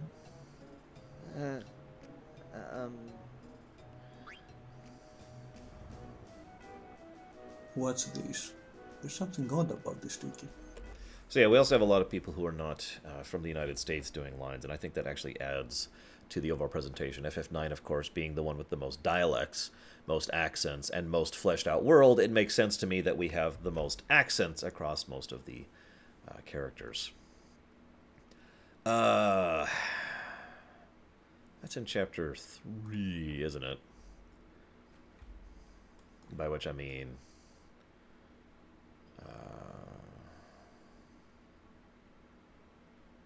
yeah, right there. So what Roximus is referring to is that thing in the upper right. You kind of see this up here? Where there's just a black texture over the bridge for that section. There's not a lot I can really do about that. A little bit true to 4, but not fully. So no, I'm not requiring every Burmesian to be Polish. I'm not requiring every Alexandrian to be German, etc.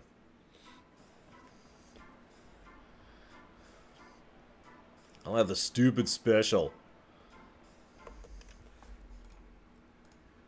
Where's the...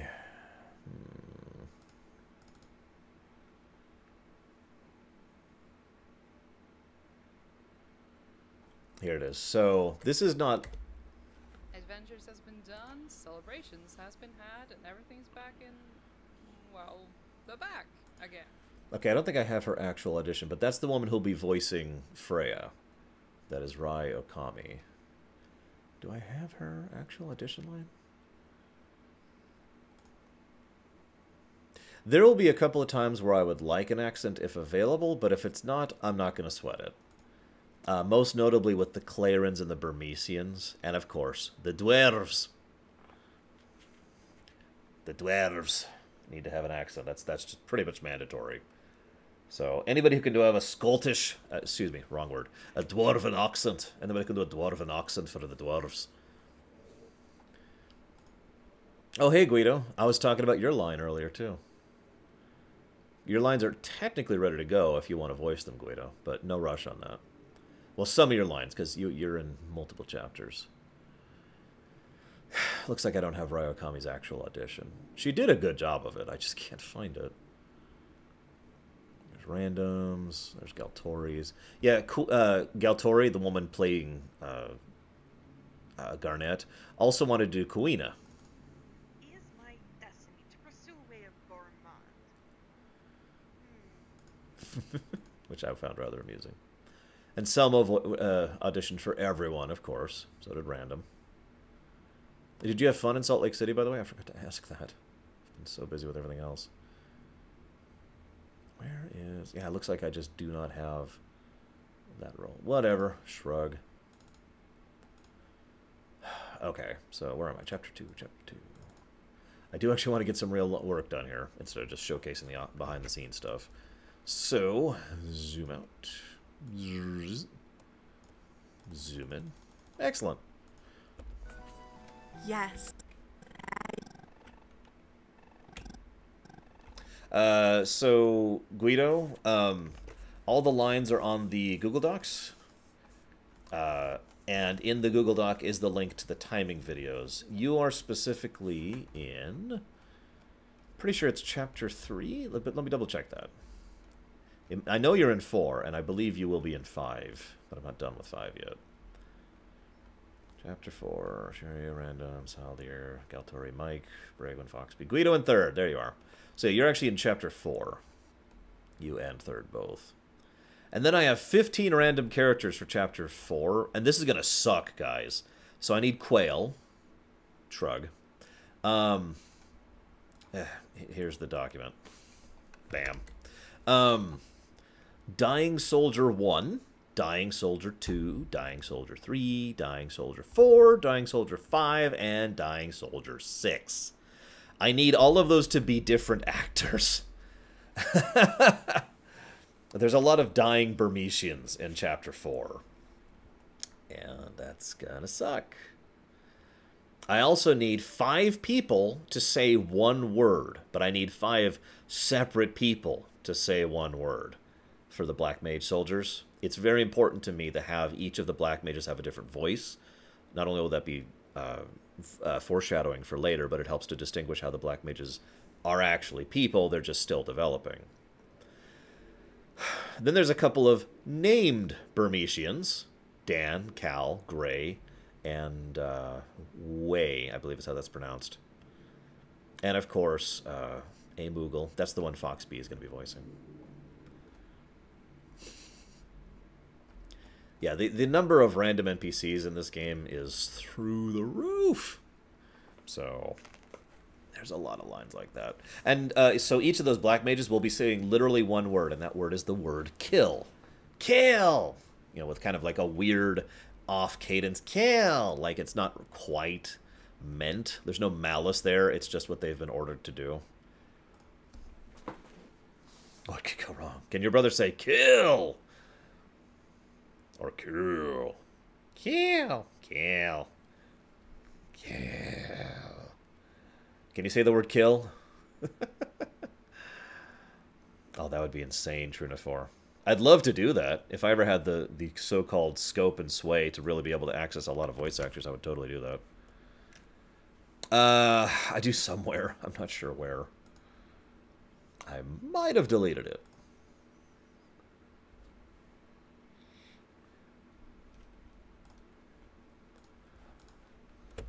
Yes, the kids are very energetic, and there's so many things to see.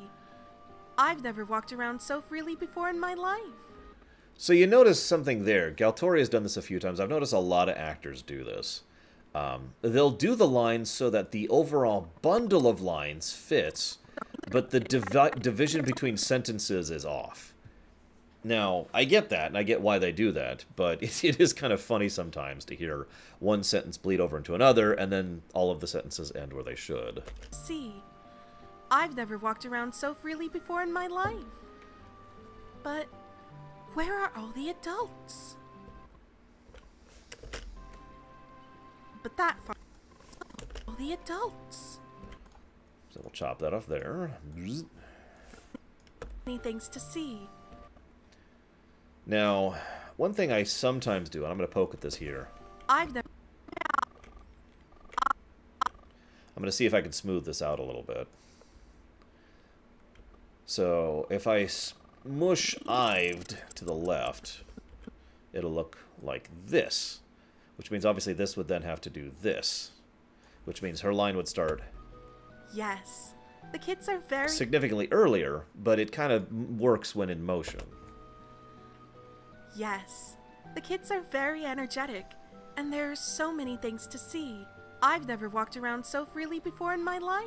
So that actually worked out smoothly. Sometimes I really have to have lines step over other lines in order to make them fit. But... I also get a little nitpicky about some of these. Like, if that line starts just a little bit too early, even if it's only a few frames off, it kind of bugs me. So we're just going to shuffle that 6 frames to the right. I've never walked around so... By the way, 6 frames is 1/10 of a second for a little bit of perspective. ...so freely before in my life. But... And you can see how much... So, this is what I mean. I want to just demonstrate this really quick. This is how much of a perfectionist I tend to get about this. So, watch this line. But... So you notice how it says it pretty much as soon as the text shows up. But, if I put it over here... Life. But... And you see how it seems off there? That's a tenth of a second, but it's still noticeable. But where are all...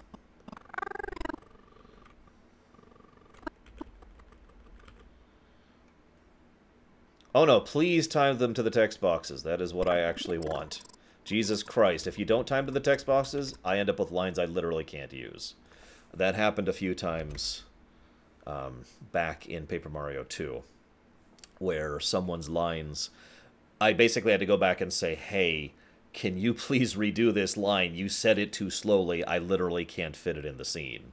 Or something like that. So yes, God, yes, yes, yes. Please time to the text boxes. So one of the things I do when I'm timing them is I'll say it out loud. You heard me demonstrate it earlier. So I'll say the lines out loud and how I feel they should be said. And then I count mentally to 1. So it's like da-da-da-da-da-da. 1. And then I hit A. I always give you a little bit more time. Even though that might affect the flow of a scene a little bit, I prefer to give you more time than less time. Theoretically, unless I really screw up, you should have plenty of time to say any given line within the dialogue boxes. Where are all the adults?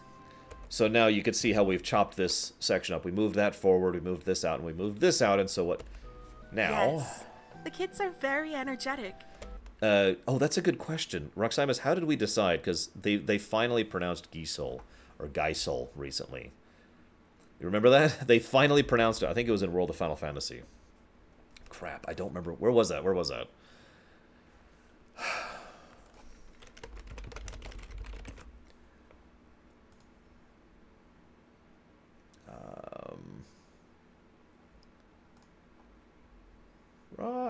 Rocks. Yeah, I don't remember either. I think it was World of Final Fantasy. Hang on.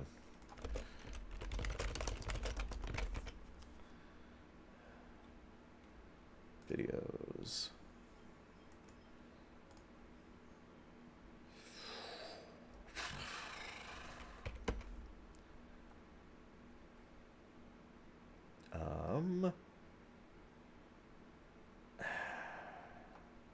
They said it in something recently.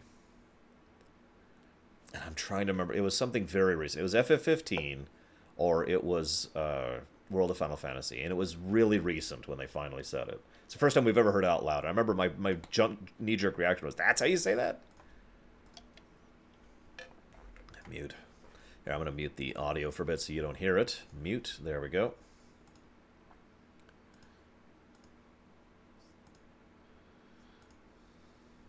It's okay, it's in French anyways.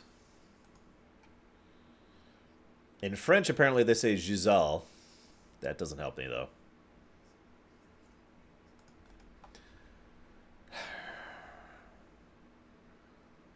It had to have been World of Final Fantasy, then.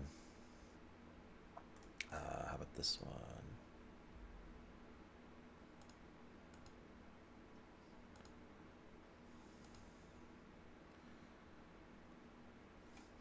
Now, the pronunciation I have in my head is Geishel.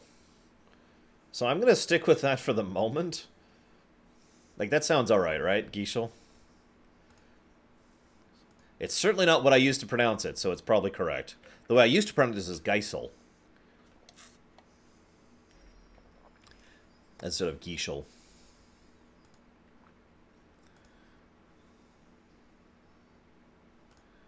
This does not help me at all. Yeah, Geishel.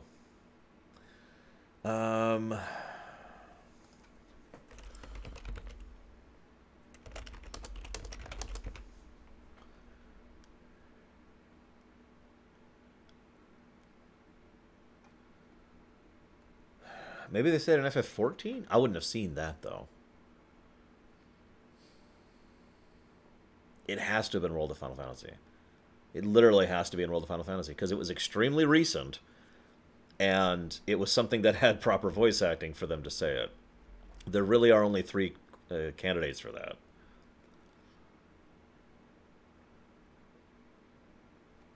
Which is World of Final Fantasy, FF15, and FF14.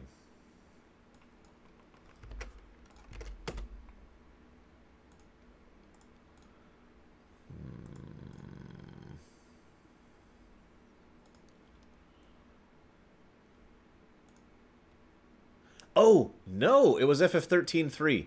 It was FF13-3. Okay, okay. I just need to find it in FF13-3. Hang on, guys, we're almost there. We're gonna figure this out. How do you... Shoot, hang on. Gisal. FF13-3. Well, Lightning Returns, I suppose I should say. Yeah, ad for something. What's this an ad for? Oh, Elder Scrolls Online. I already play it.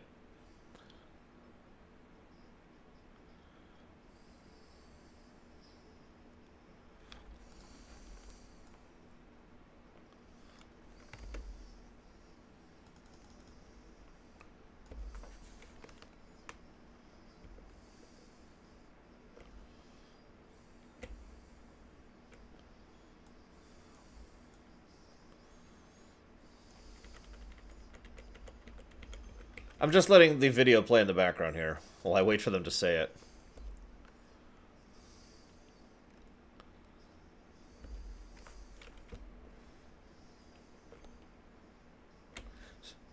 Sorry, I'm chewing on one of my toothpick things, floss things.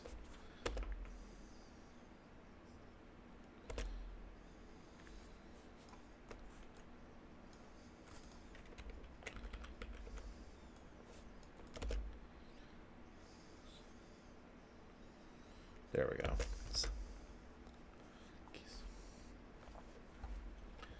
Oh my god, this is a 24-minute video.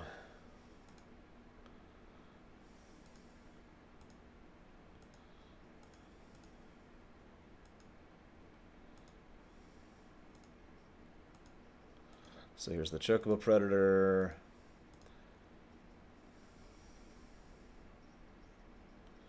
Blah, blah, blah, blah, blah, blah, blah, blah. Then there's when he finds Odin. Spoiler alert, it's Odin. Sorry for spoiling it for 13-3 for you guys. And then she goes back to the farm.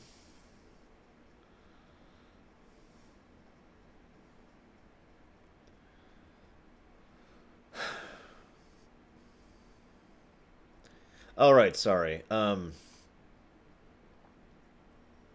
Okay, so Sylder asked something earlier. He asked, why don't I set deadlines for the lines? And the answer is very simple, because if I do, those deadlines will not be met. These are not professional voice actors who do this as a living. These are people doing this for fun in their spare time. And spare time is exactly what it sounds like. So I don't actually do deadlines. Now, if someone doesn't exist for a sufficiently long period of time or goes incommunicado, they will be replaced. But I'm pretty lenient about that. So that's why I don't have a deadline. So in answer to your original question, Saldir, I have no deadline for when you need your lines done for Chapter 2. When you get it done will be sufficient. And yes, I do need that one really tiny line in Chapter 1. Okay, say Gisel. Gizal? That's how they say it? Okay, hang on, hang on. Let me unmute the game so you can hear what I'm hearing. Okay, so... I'm sorry.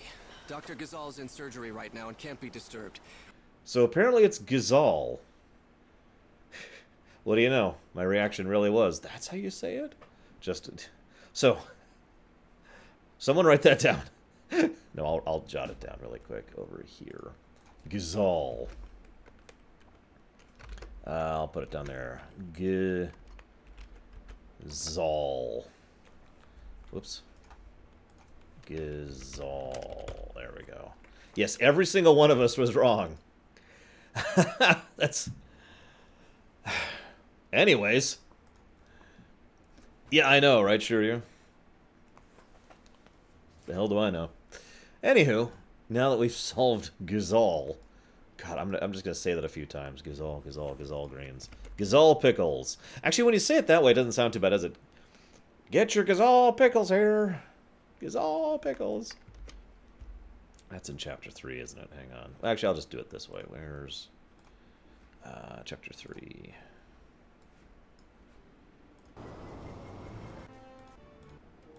Oh, that was right there. That was it. You always strike out that pit badly? I think you need a new line. A little shine wouldn't hurt either. What are these things? Well, they're called Gazal pickles! Apparently, they're one of Lindblom's delicacies. You want to try one? It smells terrible. The worse they smell, the better they taste. Gazal pickles! Ignore your nose. It's kind of the opposite of follow your nose. And then Steiner goes... Oh, wow, even the locals don't eat them in one bite. What is wrong with you, Steiner? And he's like, whew, you're right, they're good. So anyways, Gazal pickles, Gazal pickles, Gazal pickles, Gazal pickles. Gazal, Gazal, Gazal.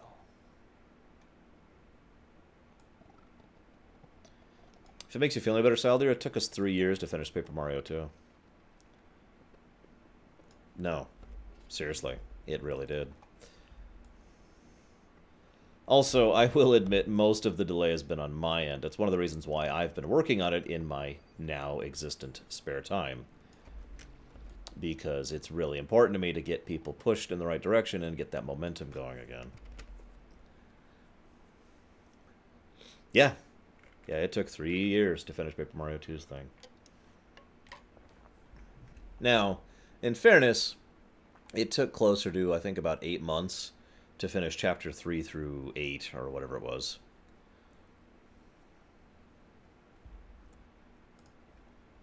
Can you help? Yeah, you can do your lines.